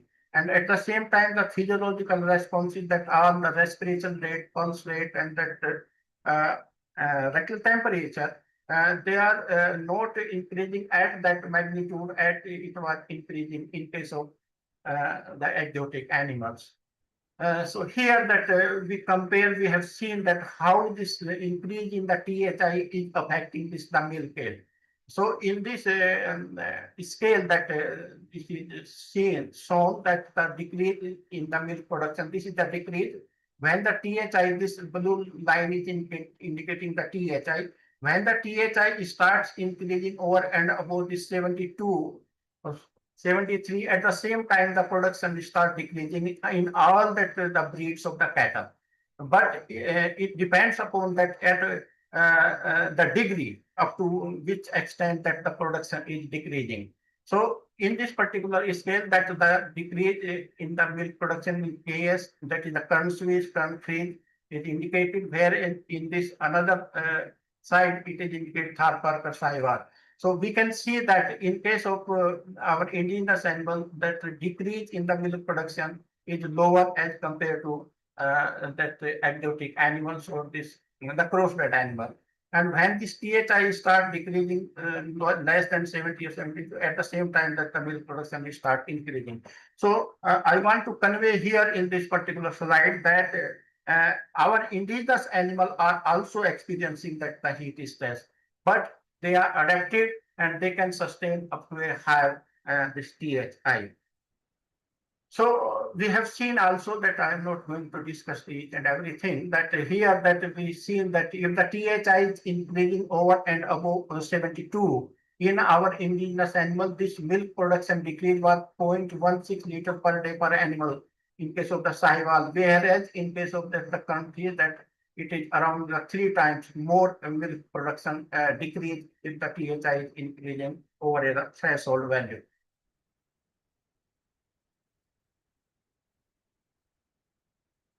So effect of the heat stress on the reproduction in case of the male as in case of the female animals, there is a decrease in the spermatogenesis, lower sperm quality, lower sperm concentration, means that the quality decreases. In case of that, the quality of that this ovum as well as the poor stress expression, hormonal imbalance, and all type of the problem takes place due to this heat stress in case of male as well as female animals, and ultimately that is going to affect this consumption rate of these animals. So here that we have seen conducted the experiment and compare that our Thar Parker and the current case, which is the crossbred animal, and this is by using that infrared thermography, just to see that the difference in the scrotal temperature, means that the dorsal temperature and the distal temperature, what is the gradient between them? Because a proper gradient temperature difference is required in the for the proper spermatogenesis. So we found that in case of the crossbred animals, that this gradient is less as compared to indigenous animal, and therefore that all these the quality parameter, maybe the host abnormal, acrosomal integrity, testosterone, the total abnormalities, the sperm concentration, all was affected severely in case of this exotic animal, but in our indigenous animal there was some effect, but it was not as compared to this current phase, that was quality was good. So we have also seen that how this heats of protein, which is considered to be the indicator of the heat stress in case of the animal, and we have seen in case of our indigenous animal, Thar Parker, current trees, and Umbra buffalo. And we found that the inducible is HSP, that HSP 70.1 and 70.2, that they are inducible, means as the heat stress increases, temperature increases, and these HSPs increase significantly in case of the current period and Mura buffalo as compared to the our Thar Parker, which is indicating that they are better adapted, they can sustain. And as far as this constitutive HSP 70 is concerned, which is constitutive HSP are that which are secreted during the normal conditions also. So that was higher in case of our indigenous animal. So expression of this metabolic related genes in case of Thar Parker and Cranfield, we have seen the metabolic related, because in our indigenous animal, there the metabolic rate is lower as compared to this exotic animals, so the crossbreds. So we have seen this related genes to the metabolism, that the thyroid related hormones, and the body weight and the feed intake related and the spray. So we found that in case of our indigenous one, during the different seasons were lower as compared to exotic animal. So as I discussed in the earlier presentation also, that our indigenous animals are resistant to the many the diseases as compared to exotic ones. So some are still that because that the animals are the homeotherms and they can maintain their body temperature and the homeostasis within a certain limit of temperature. So therefore, that if the temperature is increasing or the THI is increasing over and above that particular range, that all the animals, maybe that exotic or the maybe that our indigenous animals will face this heat stress. Therefore, that this adaptation strategy will help to improve their productivity. So genetic selection of the heat stress, we have to select the animals which are better adapted, and within the same breed of that animal, some animals are better adapted and other are less adapted. So we can select and we can do that selective breeding. And provision of shade and the water, we have to provide that the ventilation is required properly, that modification of the feeding depending upon that the environmental conditions, ceiling fan, cooling, and the water sprinkler. All these will help in the adaptation of that animals during the heat stress condition.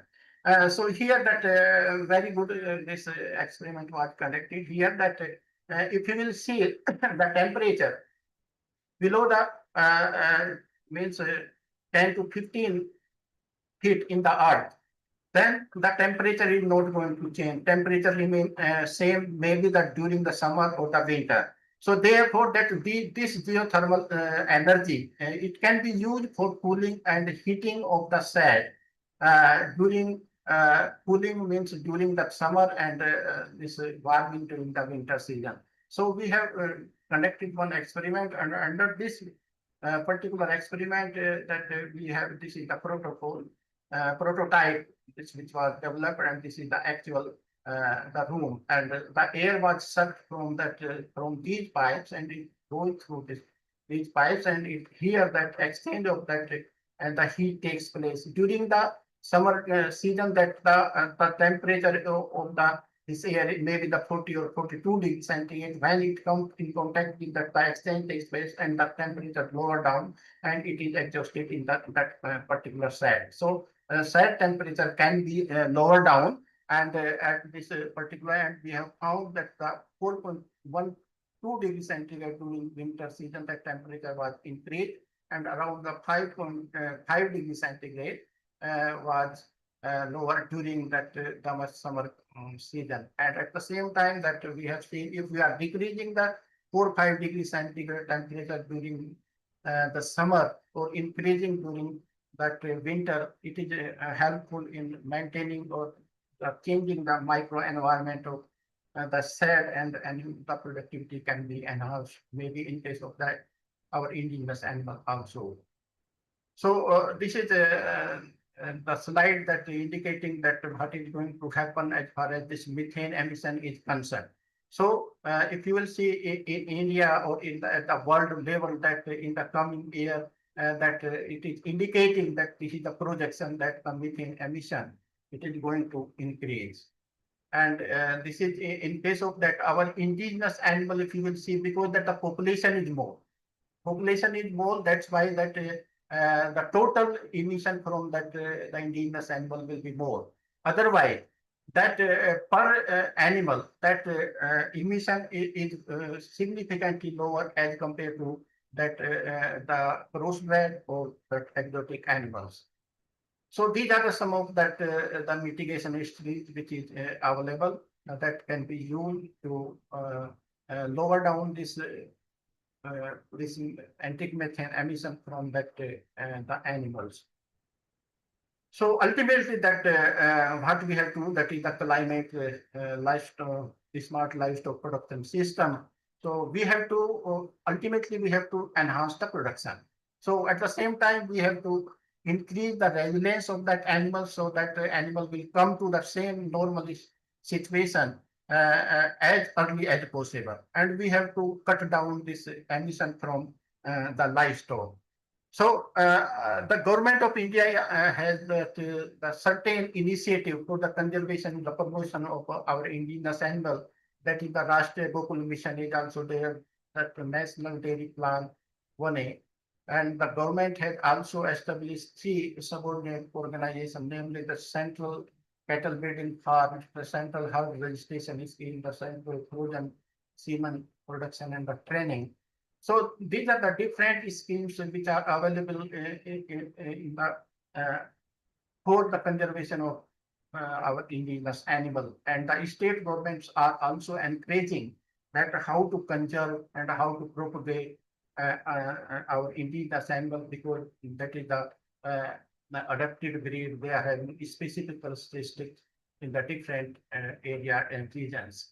So if you will compare or conclude that the indigenous cattle and crossbred, that our indigenous animals are having shorter hair length, they are having longer, they are having the lighter hair, they are a darker hair, the darker pigmented skin, the lighter and the higher tyrosinase activity, rate limiting enzyme for melanin synthesis, that is in case of the exotic animal is the lower, higher expression of the skin color DMC1R, and they are having that the lower one, the constitutive HSP upregulated more, resulting into the greater capacity to higher heat load.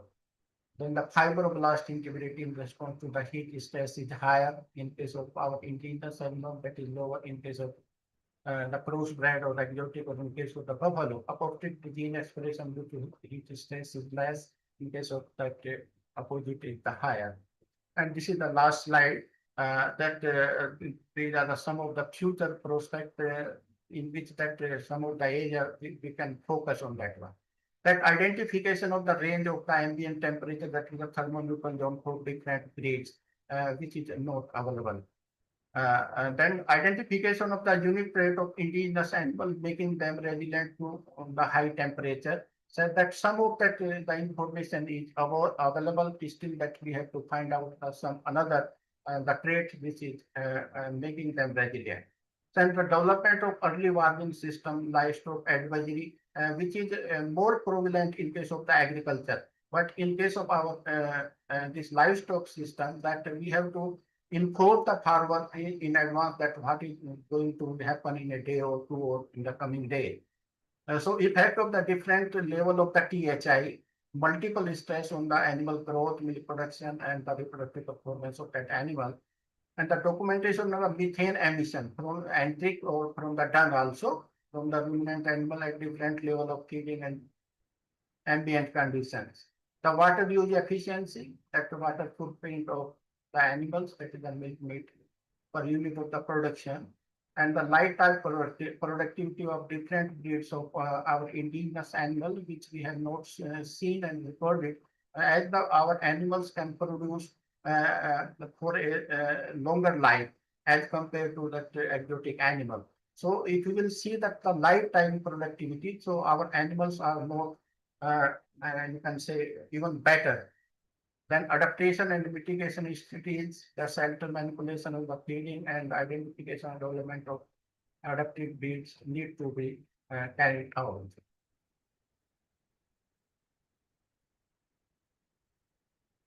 Thank you very much. Hello. Hello. Yes, sir. Hello. Thank you very much, sir. I Yes, sir. completed that one. Thank you very much, sir. The topic is open for discussion. If anybody has any doubts or queries, they're free to ask Dr. Singh, sir.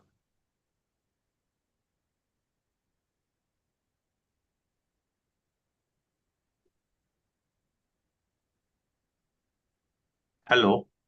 Yes.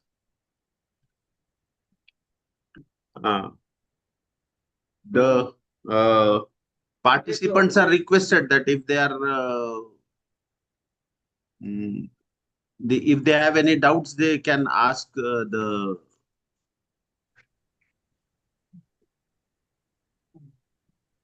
Okay, sir. Okay. I don't think, sir, there are any doubts. Okay, sir. Thank you very much, sir. Thank you very much for giving me the time. Hello, sir. Hello, Okay, sir. yes. One question. Yes, sir. Hello, Yes, sir. sir. Yeah. Sir, myself, Dr. Jadhav from Pune. Is there any relation of the red color and white color animal in relation with the sweat glands? As far as this red color and because our indigenous animal like sahiwal or is having that means lighter color, that is red color or whereas our Tharparkar animal is having white color the Yes, hair. yes, Okay, yes. okay. Main Oh, thing is that this hair quality that they are lighter in color and at the same time that is the shiny. Whereas in case of the exotic animal, that the color is darker and at the same time that the hair are rough.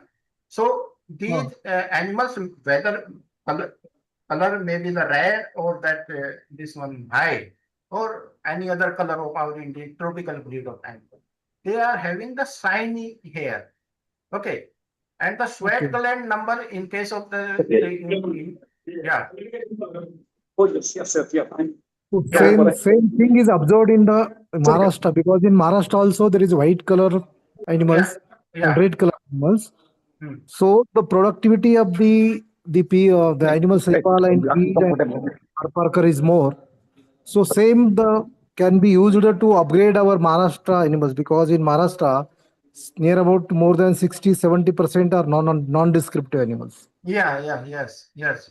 So for the and production of the Maharashtra is less compared to other Yeah, states. yes, sir, yes, To sir. improve the Yes. productivity of Maharashtra, we think we need some breeding policies Yeah, or exactly. breeding strategy to improve the production. Yeah, first of all, Along that with the the drought toleranceness. yeah, Yes, yeah. First of all, that all the animals should be registered. Means there should be not be any animal which should not which are not registered. Every animal should be registered. Okay, yes, sir. okay. That is the mission zero non-descript. Okay, Yes, yes, yes. so Okay, sir. Thank you. okay, okay, okay.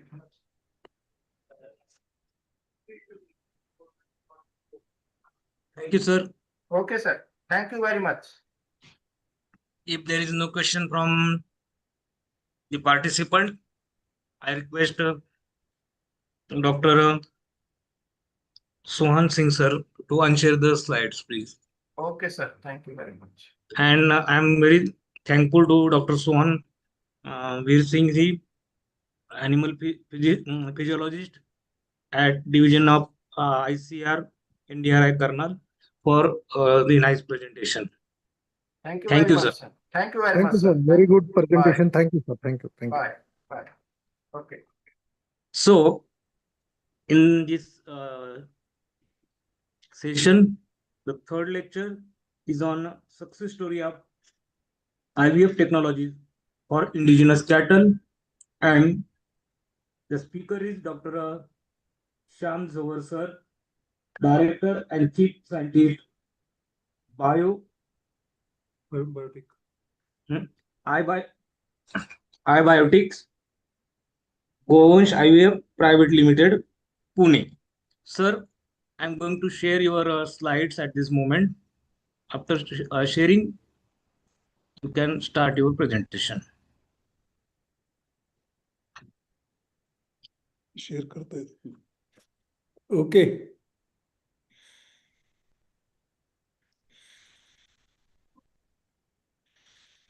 काय झालंय?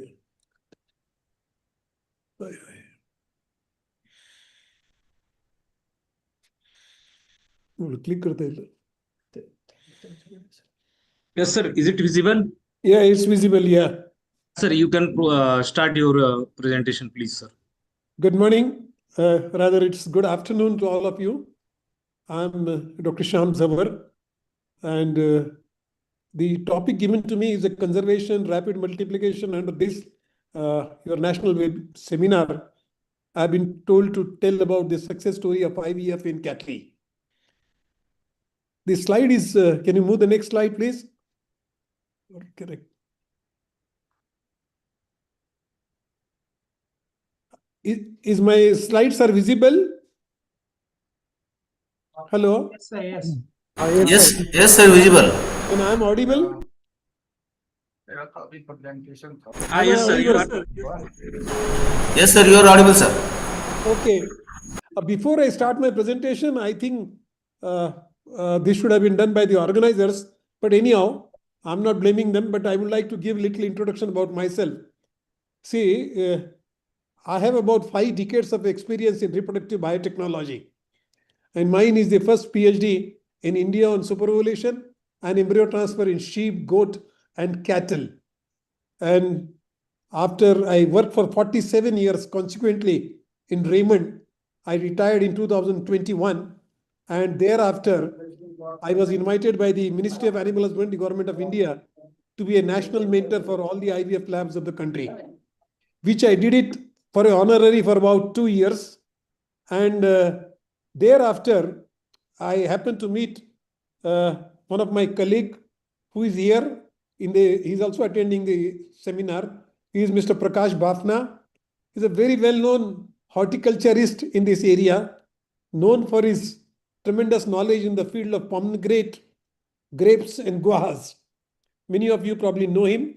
And while I was in Raymond, we were working I was the CEO of the JK Trust Gram Vikas Yojana, which was the largest NGO in the field of animal husbandry in the country. And we were covering almost about 136 districts and covering near about 60,000 villages in 13 states of the country. That was the volume of our operation. And this was under the chairmanship of our late Vijayapat Singhania. Many of you must have heard about him. And under his leadership, this program was done. And I started my work with embryo transfer in sheep. That was well back in 1975 at the sheep breeding farm in Dhulia in Maharashtra, where it was a 10,000 acres of farm and 6,000 sheep imported from Australia. Subsequently, due to some political issues and problems, we had to close down that farm in 1983. And I moved to Bilaspur in Chhattisgarh, where we started continuing our work with the embryo transfer in cattle. But in between, I have a very good memory that I was associated with the Mahatma Phule Krishi Vidyapit in 1980 to 82 somewhere, wherein they had an Angora goat project. And that time the Vice Chancellor was Dr. Salunke. And I had an opportunity under his invitation. I went and did the embryo transfer in Angora goats over there in the surgical way. So this is how, I could do my PhD thesis on embryo transfer in sheep, goat, and cattle. Well, having this subject very close to my heart, spending almost 50 years, and still I love this subject. After my retirement, I came across my old friend, Mr. Bafna, and then we decided that why not we start something jointly together. And the intention was not to make any commercial project out of it, but Mr. Bafna is also fond of a tremendous love for the indigenous animals. So we decided to start a small project, and it was named as I Bovatech Govonsh Private Limited. And Bafna ji was kind enough to name this project as a Sham IVF in my name. So it was his greatness. So with this small introduction, now I'll go ahead with the presentation. So can you put the next slide, please? Or can I give the control to me? Okay. See, we talked a lot, our earlier speaker talked a lot about the climate resilience. And so I did not go into the details of it. These are the added advantage of our indigenous cattle. They have very good disease resistance and heat tolerance and a longevity, and it can result into sustainable dairy farming.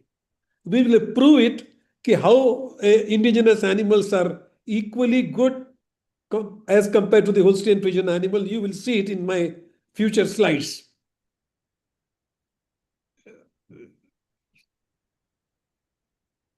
Control can we not have? Okay. See the IVF technology. Giving a little background to you, earlier, it was all embryo transfer was related to in vivo. In vivo means inside the uterus. We were till 2000, earlier it was an embryo transfer project where the embryos were made inside the uterus, and then they were flushed, and then they were implanted into the other animals, recipient animals. From the donors, they were flushed. But the new technology which was introduced into other countries like United States and Brazil this IVF, that is in vitro fertilization. In vitro fertilization means outside the uterus, outside the body. So, I mean, this in the year 2015, I requested my chairman that we should start, sir, this IVF work. And nobody had started at that time. And Raymond JK Trust were the leader into this, and they were the first to start IVF in India. And we had established a world-class laboratory in Pune near at Vadgaon, Rasai. And we started working on it, and we started getting very good success out of the whole program.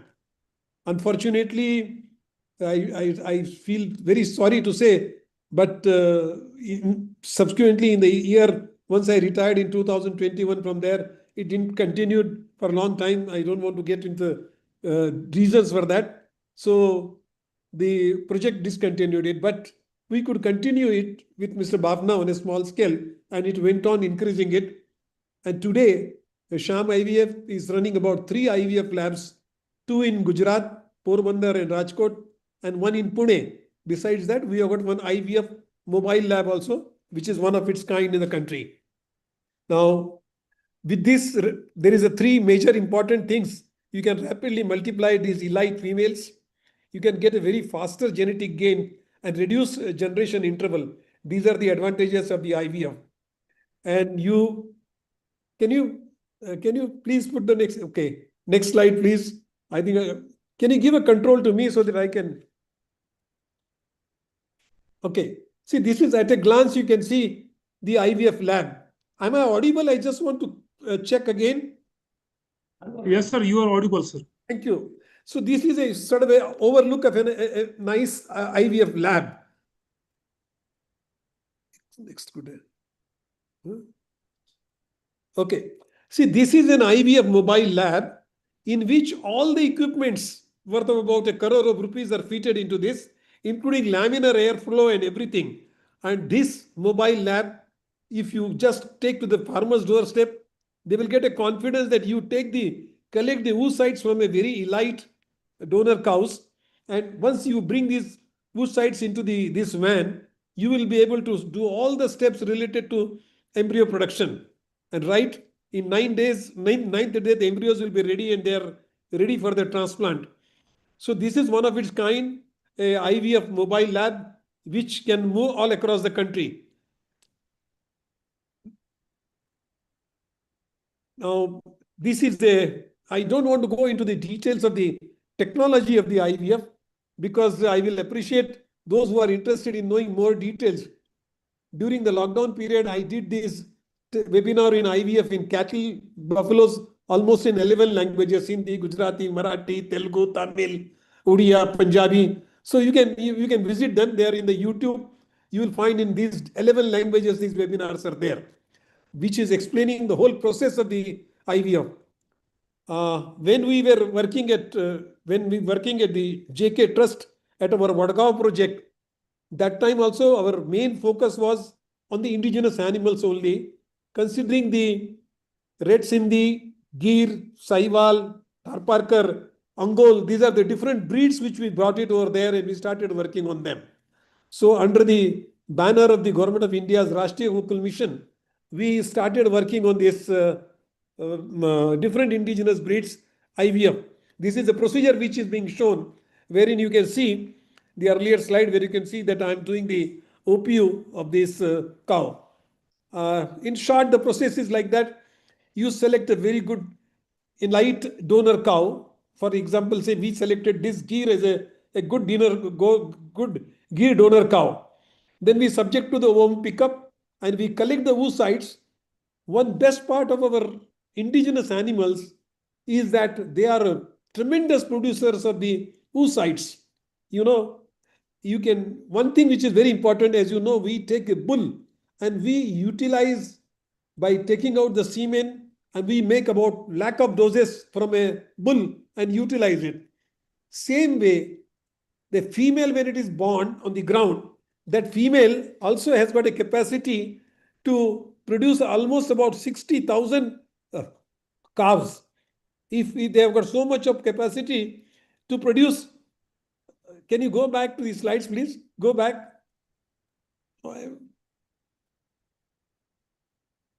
Can you go back, please? You should have given this to me. Go back again. Please go back. Please, previous one again. Thank you.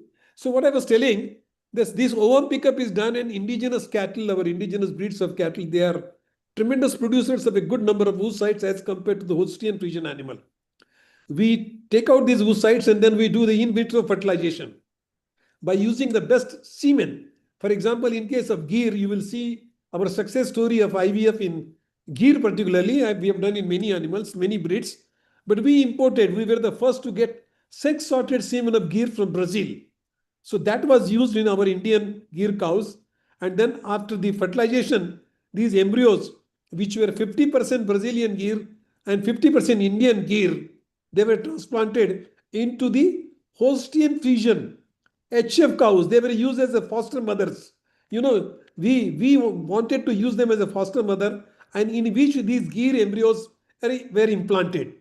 And this way, we produced not only hundreds but thousands of IVF calves since we started in 2016, all across the country.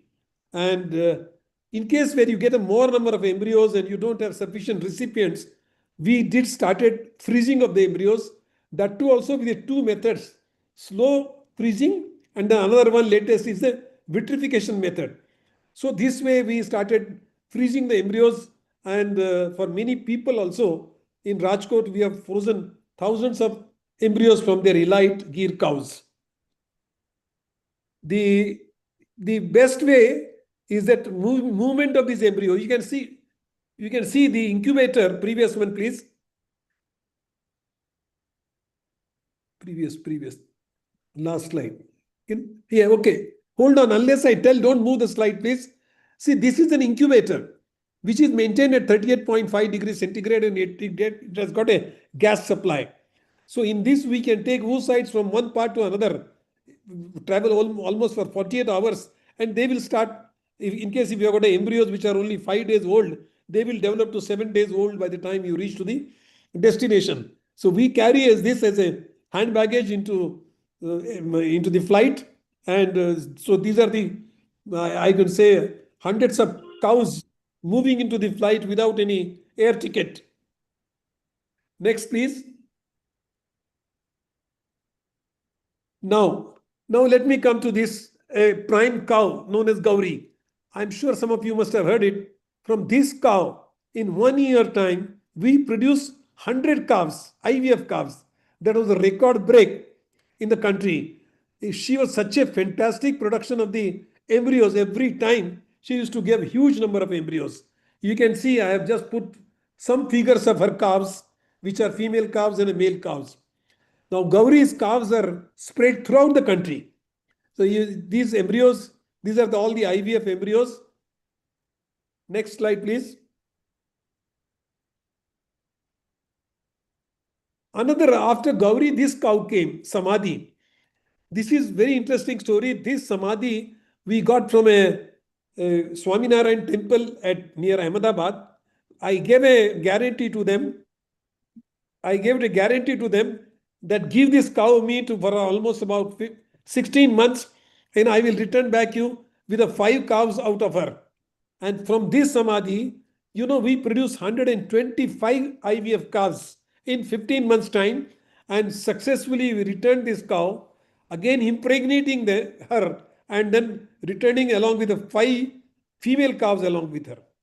One single collection, she gave 103 oocytes, resulting into 42 IVF embryos.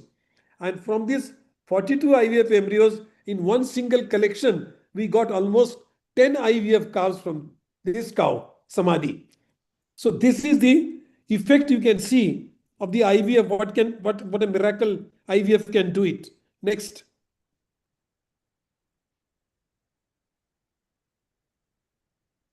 Now let me come to this. You see, this is a cow. Recently, if you see in YouTube, or you must have seen my podcast on this, talking about these 2 cows known as Sabarmati, and then there is Yamini. These are all the names given by Mr. Bafna. He has got his own choice of naming the cows. So this was the cow which was born at his farm. This Sabarmati, she was born in 2020 when I was with JK Trust, and then we did some work for him as a farmer, and we went and did this work at his farm. So the mother of this cow, as I shown earlier, is a Gauri, and the bull which we used was Soberano from Brazil. This was the sex sorted semen, and so the breed of the cow is 50%. Black bar kar do. Black bar. Oh. Go back, please. Can you go back, please? Can you give the screen to me? I'm sorry. Sir, control is given to you already. No, I'm not able to control. No, that's what I'm asking you. Okay, sir, I will check, sir. Yeah, please give a control to me so that it's easy for me, no? Sir, I will check the already control is given, sir. No, I'm not able to do, sir.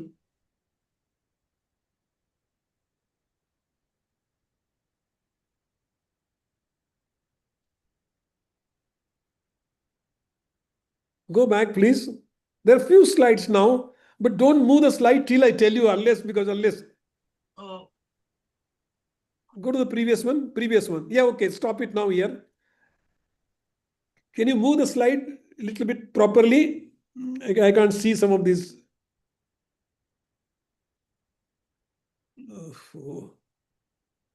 See, okay, that's good. See, now this is a 50% Brazilian gear, 50% Indian gear, and she started her milk production. The first lactation we got in 2024, and she produced 3,382 kgs of milk. One very important thing which I want to tell you, we were measuring the milk morning and evening. We were right up to 100 grams on an electronic scale. So it is not that we take a random sample in a month and do the lactation on milk. This is actual milk yield, and one can come and witness. Bafna farm is not very far away from Pune. Any one of you are most welcome and come and see the milk production of these cows. Now this Sabarmati is right now in the second lactation. This I showed the record of first lactation. In second lactation, she is giving around 23 to 24 liters of milk per day for the last 5 months continuously, and we hope that she will touch to more than 5,000 liters of lactation in her second lactation. Now tell me how is it not a comparable even with the HF animal also, with the type of milk A2 milk which you are getting from such cow with the proper management, with the proper breeding, you can really produce very good animals. This is what the effect which has been seen. Can you show me the next slide, please? Now here is another cow known as Yamini. She is also at our farm. She was born again in 2019, again through the JK Trust efforts at Bafna's farm. And her mother was known as Tokar from Gujarat. And then we had a Soberano, same bull.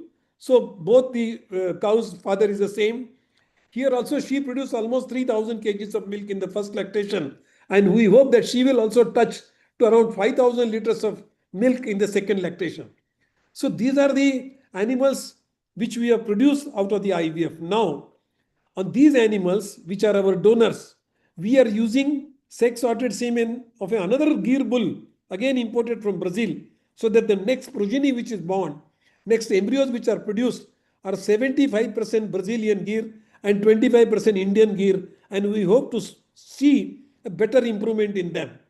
Now, we wanted to give this high milk yielding animals to the farmers, but it is not possible because, so that's why what we do is the 3-month-old female cows born out of these high milk yielding cows, we are made available for the sale to the interested farmers who can take them, and they have to put in efforts for about 2.5 years, and they will get a phenomenal results. We are confident about that. Let me share a very important story here to you.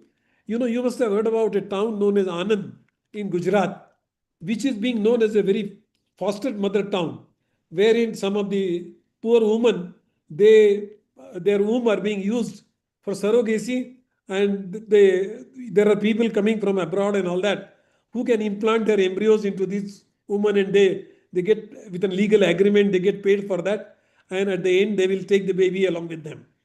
Thinking this concept, I thought of implementing this into the animals. How did I do it? We went and met the farmers around our farm. There is a place known as Shikrapur. Many of you must have been knowing it. It's only about 40 kilometers from Pune, and another one is Inamgaon. We thought of that selecting these two places, and we went and met the farmers, and we said that whether you will be able to give your HF cows. They all are having HF crossbred cows. Can you give them? Can we hire your womb of your cow? Because some of these farmers, they are not interested in raising the calves which are born, irrespective of, they are least interested. They want the animal to be made pregnant and start milking. So they are not interested in raising the calves. Taking this clue, we said that can we transplant our gear embryos into your cow? They said, yeah, you are most welcome. And then we said that we will pay you 10,000 rupees for getting our calf. We'll pay you 5,000 rupees at the 5 months pregnancy and 5,000 rupees at the end when the calf is born, and a 1 week old calf. We will collect it and take it. That will be our property. It was made with a legal agreement and all that. So like a surrogacy agreement.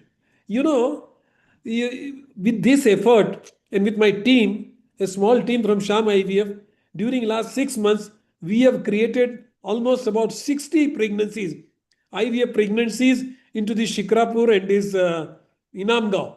And the calving is going to start from August. And during next 3 to 4 months, we will have 60 IVF high producing gear calves born out of our program. So you can imagine the magnitude wherein we need not keep the recipients with us, no need of maintaining recipients, and our farm is exclusively for production of the IVF gear embryos, and we go and implant them. Similar way, there are some farmers in Gujarat, very, very elite farmers, and they have some very outstanding gear cows, very high pedigree gear cows. You will not believe some of these cows, they are even sold for about 10 lakhs to 15 lakh rupees each gear cow. They are some of their clients, and we produce embryos for them and we freeze the embryos.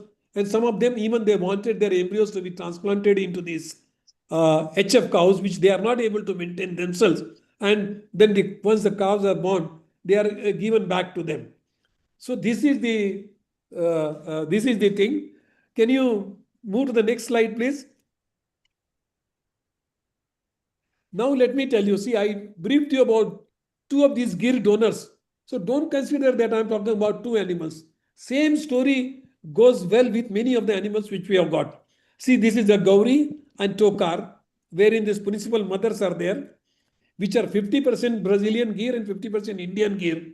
They are born, their father Gauri were crossed with the sex-sorted semen from Brazil, Soberano, Tokar also same way. So same way, we got Sabarmati, which is 50% Brazilian, 50% Indian, and Yamini, 50% Brazilian and Indian. Parent-wise, the father-wise, they are same. So they got the first lactation excellent, and second lactation. Can you? I lost my slide, please. Hello. So second lactation. Now the next generation are going to be 75% Brazilian gear and 25% Indian gear. Can you put the next slide, please?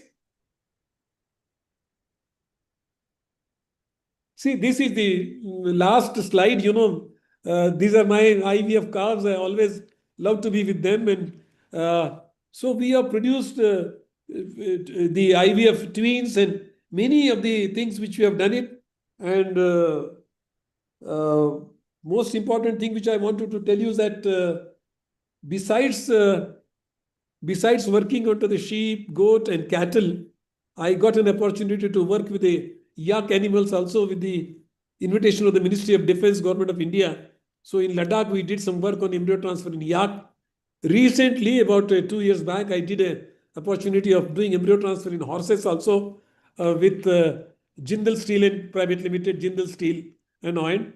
We first time, while we were in JK Trust, we were the first to do IVF in buffaloes also. One of the very famous farm of buffaloes belonging to Mrs. Sonone at near Rahu in close to our farm. So this way, the whole of my journey is there. So this can with this, you can see success is possible if you select the right animal, give a good management, and I'm sure you can get the results. So let's focus our objective on selecting the right donor animals, use best of the genetics for the IVF, and then produce these high milk yielding animals. I'm very much thankful to the organizers for giving this opportunity to me. And Mr. Bafna is also here attending this seminar. If he wants to say something as my colleague, he is most welcome. And he is also, he has got a tremendous love and affection for the animals. With this, I conclude my talk. Once again, I thank each one of you for attending this, and also to the organizers, particularly Professor Dr. Mane. Thank you. Thank Have a you, good sir. day. Thank you, sir. Thank you for your nice presentation on success stories of IVF technologies for indigenous cattle. Now the topic is open for discussion. I request the participant, if they have any queries, just feel free to ask to the sir. नमस्कार. नमस्ते sir. प्रकाश बाफना. हा sir, Bafna sir. 2 मिनिटं मला बोलायला वेळ द्या. हो Bafna sir, आपलं खूप खूप स्वागत करतो मी आजच्या या राष्ट्रीय परिसंवादामध्ये. आणि मी आपणास विनंती करतो की अजितदादा पवार देशी गाय संशोधन व प्रशिक्षण केंद्रातर्फे तुमचं सहर्ष स्वागत करतो आणि आपलं मत व्यक्त करण्यास आपल्याला विनंती करतो. धन्यवाद आम्हाला बोलायला वेळ दिल्याबद्दल.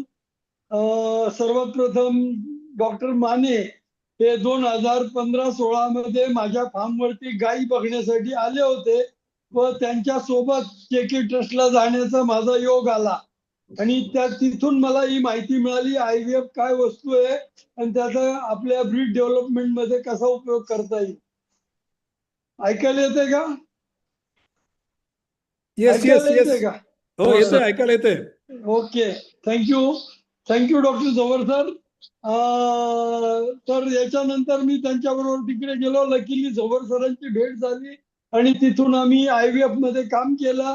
आमच्या देशी गाईचं म्हणजे लक्ष्मी म्हणून माझ्याकडे गाय होती, तिचे ऊस बोर काढून त्यांनी पहिली ट्रायल दिली. त्याच्यामध्ये जी कालवड झाली आहे ती सुद्धा 2,500 लिटर पास झालेली पहिल्या वेताला. अशा प्रकारे माझ्याकडे या IVFचा प्रवास सुरू झाला. माझा मुख्य उद्देश हा एकच होता, प्रत्येक शेतकऱ्याच्या दारात देशी गाय असणं आवश्यक आहे आणि त्याला इकॉनॉमिकल कशी करता येईल यासाठी विचार करत असताना डॉक्टर जवळ सरांची भेट झाली आणि तिथून पुढे IVFचा प्रवास सुरू झाला. हा एकंदरीत जिस्ट आहे, बाकीचं जवळ सरांनी टेक्निकली सांगितलंच आहे. परंतु कोणी पण फार्मर ज्यांना या विषयाची माहिती घ्यायची आहे माझ्या फार्मवर येऊ शकतात. डॉक्टर माने सरांकडून माझा नंबर घेऊन फोन करा, कारण मी पुण्यात राहतो, जाऊन येऊन करतो. मी इथे असताना यावं ही विनंती. धन्यवाद. खूप खूप धन्यवाद Bapna sir. I am very thankful to Dr. Sri Bapna sir for his presence in national seminar. Thank you, sir. Now I request other participant, if they have any query, feel free to ask to our Sham Zawar sir.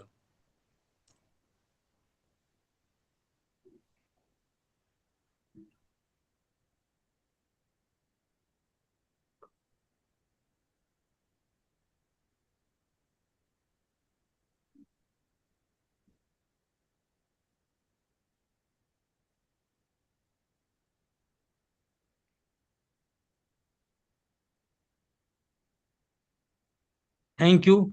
As it seems that there is no query from the participants, I heartily thankful to Dr. Sham Zawar sir, Director and Chief Scientist, Biotech Govansh IVF Private Limited, Pune, for his very excellent and nice presentation on success stories of IVF. Hello. Hello. Sir. Hello. Sir, I am audible? Yeah. Yes, sir. नाही sir, actually unmute होत नव्हता. मी प्रश्न विचारू इच्छित होतो सरांना, झवर सरांना, की जसं आपण सिमेंट स्ट्रॉ ह्या इतक्या दिवस ठेवू शकतो, किती दिवस त्याचं लाईफ असतं, तसं ह्या एम्ब्रिओचं लाईफ हे किती दिवस असतं आणि त्याच्या कशा कंडिशन स्टोअर करण्याच्या? एम्ब्रिओ पण जसं सिमेन आपण स्टोअर करतो, लिक्विड नायट्रोजन मध्ये तुम्ही 100 वर्ष पण ठेवू शकता, काही प्रॉब्लेम नाहीये. माझ्याकडे आता जवळजवळ आधी आम्ही जे एम्ब्रिओ ट्रान्सफर करायचो सुरुवातीला इन विवोचे जो 1985चे एम्ब्रिओ माझ्याकडे आता देखील आहेत आणि ते तेवढेच चांगले आहेत जे इन विवो पद्धतीने काढलेले आहेत, इन विट्रो नाही.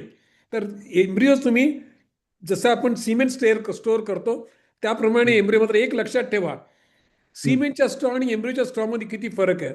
आपण जेव्हा सिमेंट करतो स्ट्रॉ, त्याच्यामध्ये 20 मिलियन स्पर्म्स असतात आणि जेव्हा आपण एम्ब्रिओ स्टोअर करतो त्याच्यामध्ये फक्त एक एम्ब्रिओ असतो, ओनली वन एम्ब्रिओ. त्यामुळे स्टोअर करण्याची पद्धत सेम आहे, काही फरक नाहीये.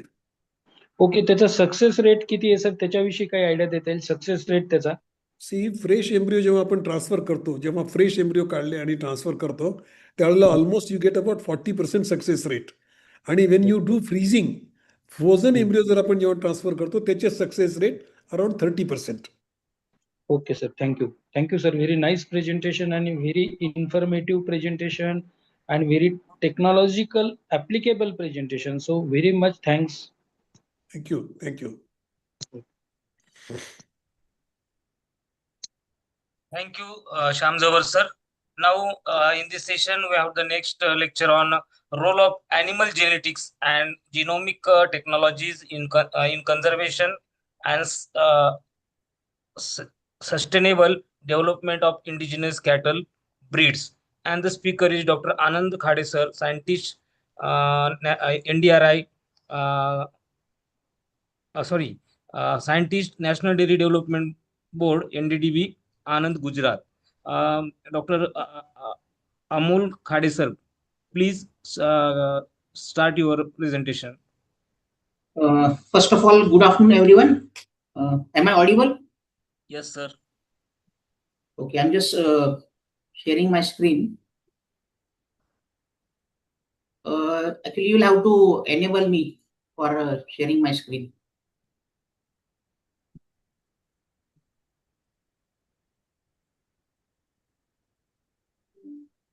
Yes, sir. Now you can share your screen.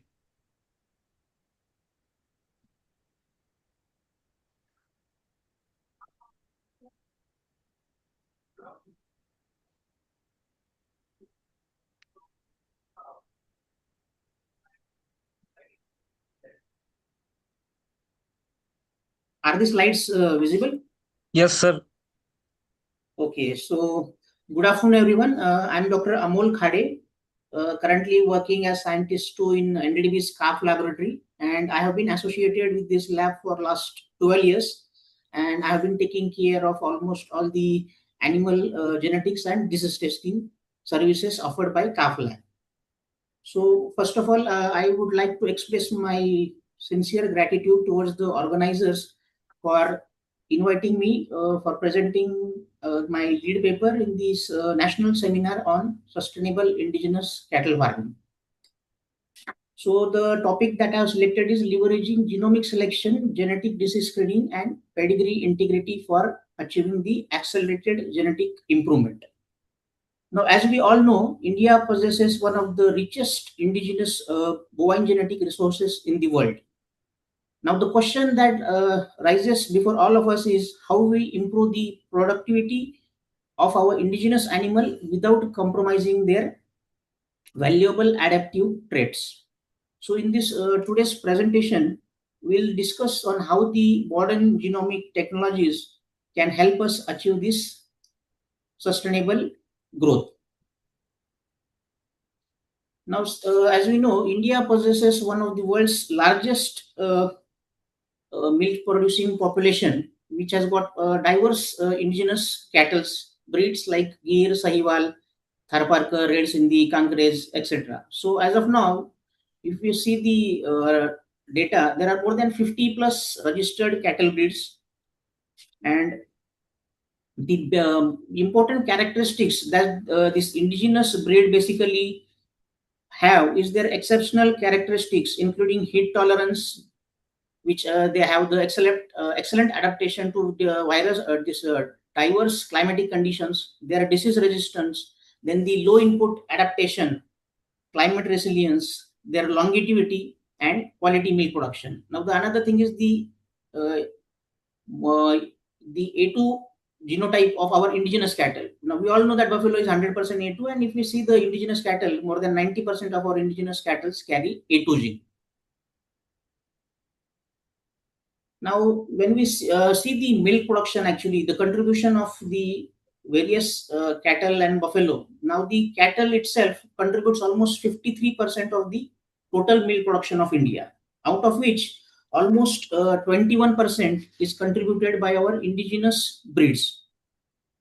Now, if you see the overall gain during the last decade, that is from 2014 2014-15 to almost 2024-25, there has been almost 55% increase in the overall productivity of our indigenous cattle. Now, we all know like the overall total bovine population, which stands at about 303 million, out of which almost 193 million is contributed by the cattle population.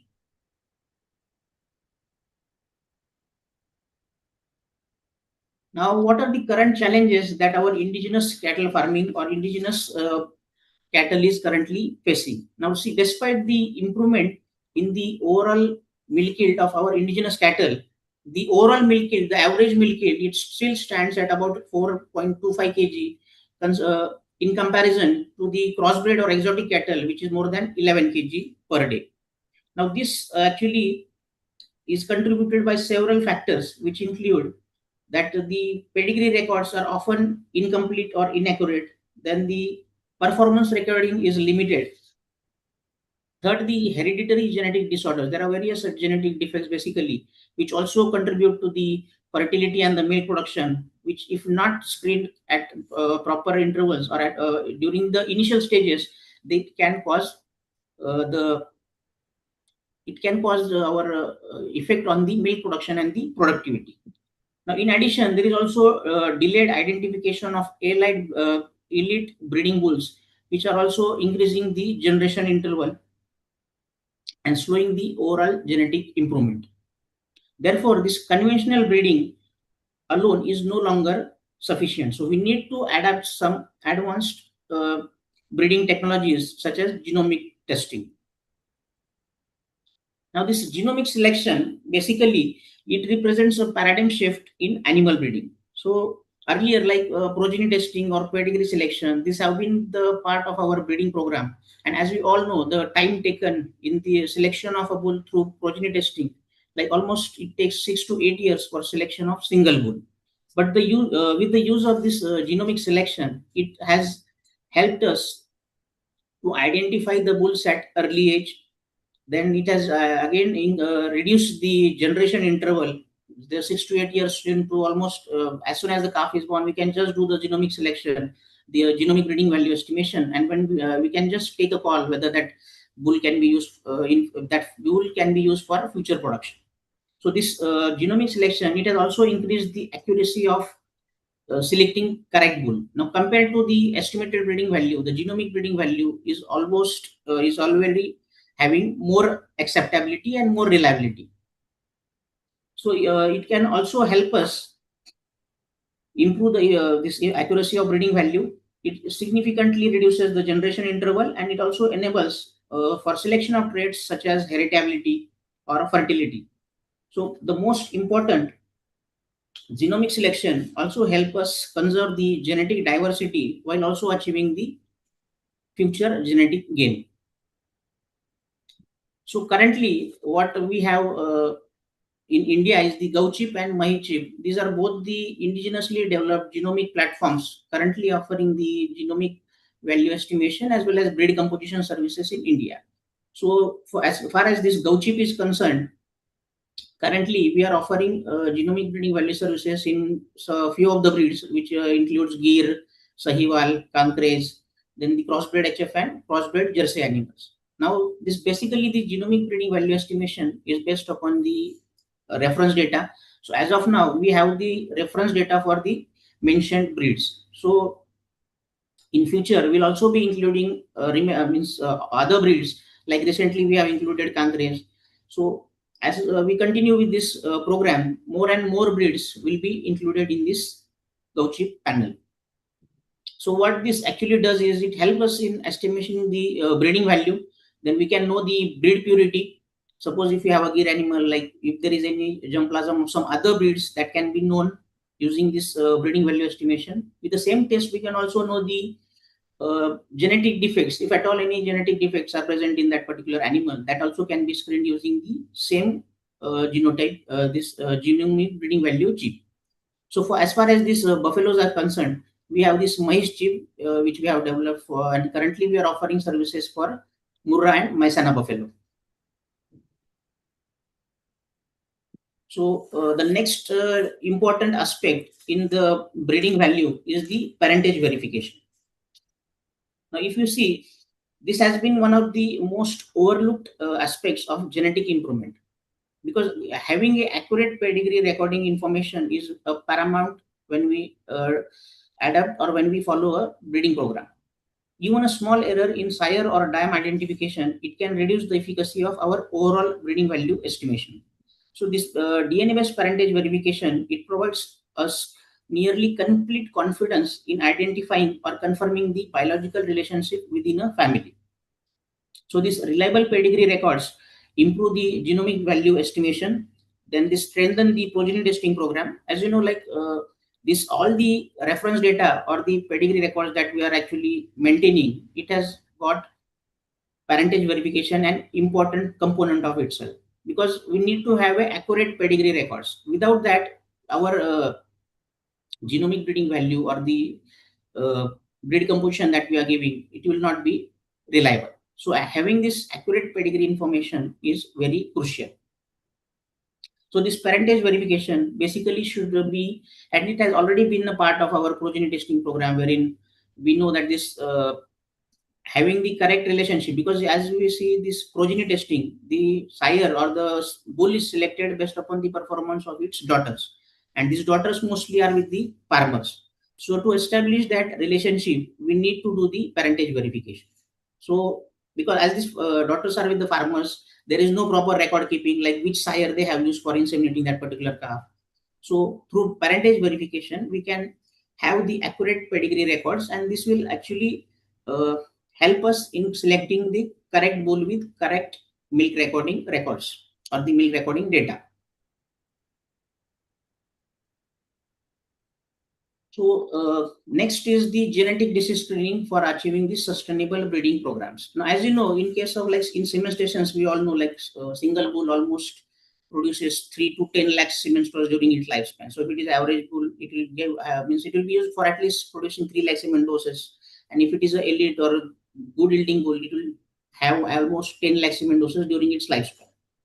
So if from single bull we are collecting these straws in lakhs, so you can just imagine if a single bull with some genetic defect goes into production, in what scale it can have the impact.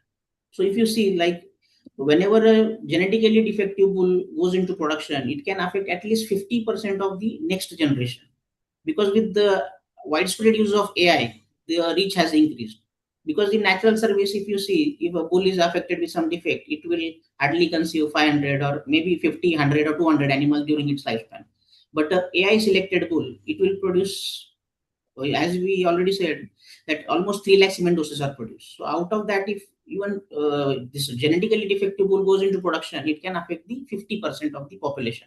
And the biggest drawback of genetic defect is physically the animals are absolutely normal, but genetically they will keep on inheriting these defects. So in field, we sometimes find that the animal is physically normal, but it is not conceiving, or there are some cases of repeat breeding or abortion. So these genetic defects are one of the reasons that are actually causing this production issues.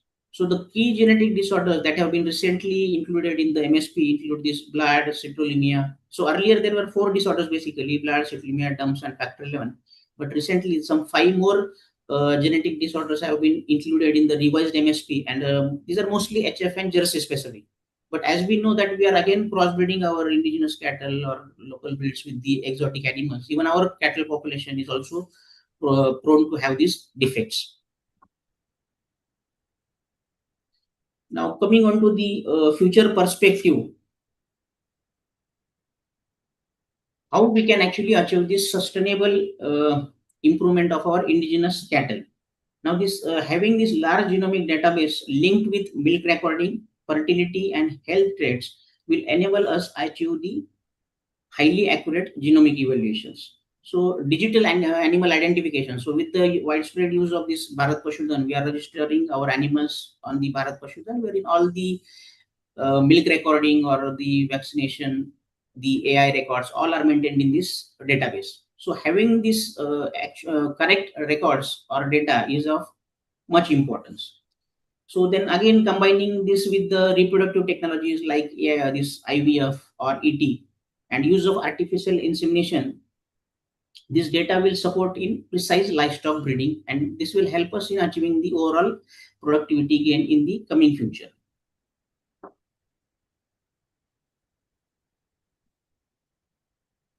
So lastly, to conclude, now India's genomic driven dairy future, how we can achieve this? Now we all know that we have got more than 300 million bovine population, of which 193 million is just our cattle population, and which is again contributing almost to 40% of our milk production.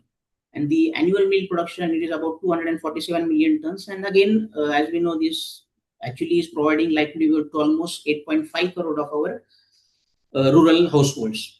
So we need to integrate all these advanced genetic tools, which includes genomic selection using goat chip and maize chip, then having accurate pedigree records through use of this parentage verification, and disease screening for preventing the dissemination of deleterious effects. So together we can achieve this sustainable improvement in our dairy livestock, indigenous livestock, by integrating all these technologies and in our national breeding program and improving the overall productivity, animal health, again conservation of our biodiversity and long-term sustainability in contributing to our India's vision for self-reliant and globally competitive dairy sector. Thank you for your kind attention.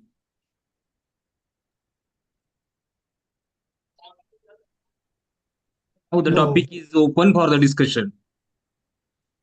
Sir, good presentation. Thank you. Sir, my question is good presentation. So facility, which sample we have to send, blood sample or tissue sample for genomic testing? So you can send the blood sample, semen sample, even tissue sample can also be sent, but our protocols mostly are standardized for blood and semen samples. Acha, blood sample, okay. So it is blood sample anticoagulant with anticoagulant or without anticoagulant? You have to take, sir, EDTA, in anticoagulant you have to collect, whole blood EDTA samples, yes. Okay, okay. It should reach within how many days? There is no such requirement, sir. It is only for actually karyotyping test, wherein actually we have to do live culture, this fresh culture. So we need live cells for that. But as far as this breeding value or parentage test or genetic disease tests are concerned, there is no such requirement that it should reach within 2 days or 3 days. Even if it takes 4 days, 5 days, there is not an issue.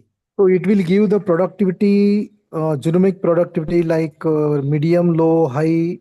Yeah, it will give the actual. So basically, sir, we will be giving you genomic breeding value, which suppose if your animal has got 18 plus side, because as per our protocol, this MSP, the animal should have non-zero, means it should not be negative. If you want to put any animal into production, it should always have the genomic breeding value in plus. Okay. Okay. They are above the normal population. Yes, yes. So how we actually categorize these animals is like based upon the breeding value. Means whenever we get a sample, it will be genotype. So if you see the goat chip, there are almost more than 66,000 SNPs that are actually taken into account. So we will genotype this animal with this number of SNPs, and then that genotype will be matched with our reference population. So in reference data, there are like good producers, average milk producers, or poor milk producers. So whatever animal we genotype, we just check like in which category it is falling. So what SNPs are actually matching, whether it is matching with the high producing animal SNPs or average or poor SNP.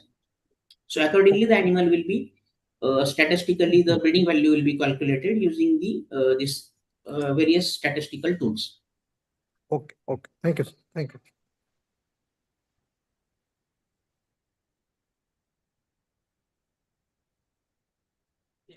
Anyone, any participant has any query, feel free to ask to Dr. Amol sir. As it seems that there is a no query from the participant, I am very thankful to Dr. Amol Khade sir, scientist second, National Dairy Development Board, Anand, Gujarat, for delivering a nice lecture on nice and very informative lecture on role of animal genetics and genomic technologies in conservation and sustainable development of indigenous cattle breeds. Thank you, sir, once again. Thank you. Now it's an announcement that we have the one lecture of this session is remaining, but as there is a 1 o'clock, it's now lunch time. So we will stop here till 2:15. And on 2:15, we will start with the presentation of Dr. Praveen D. Savle sir on innovation in indigenous dairy product, emerging technologies and future needs, future trends. So I request all of you to join the same session at 12:15 noon with the same link, and I request you all will be present in time for the said session. Thank you.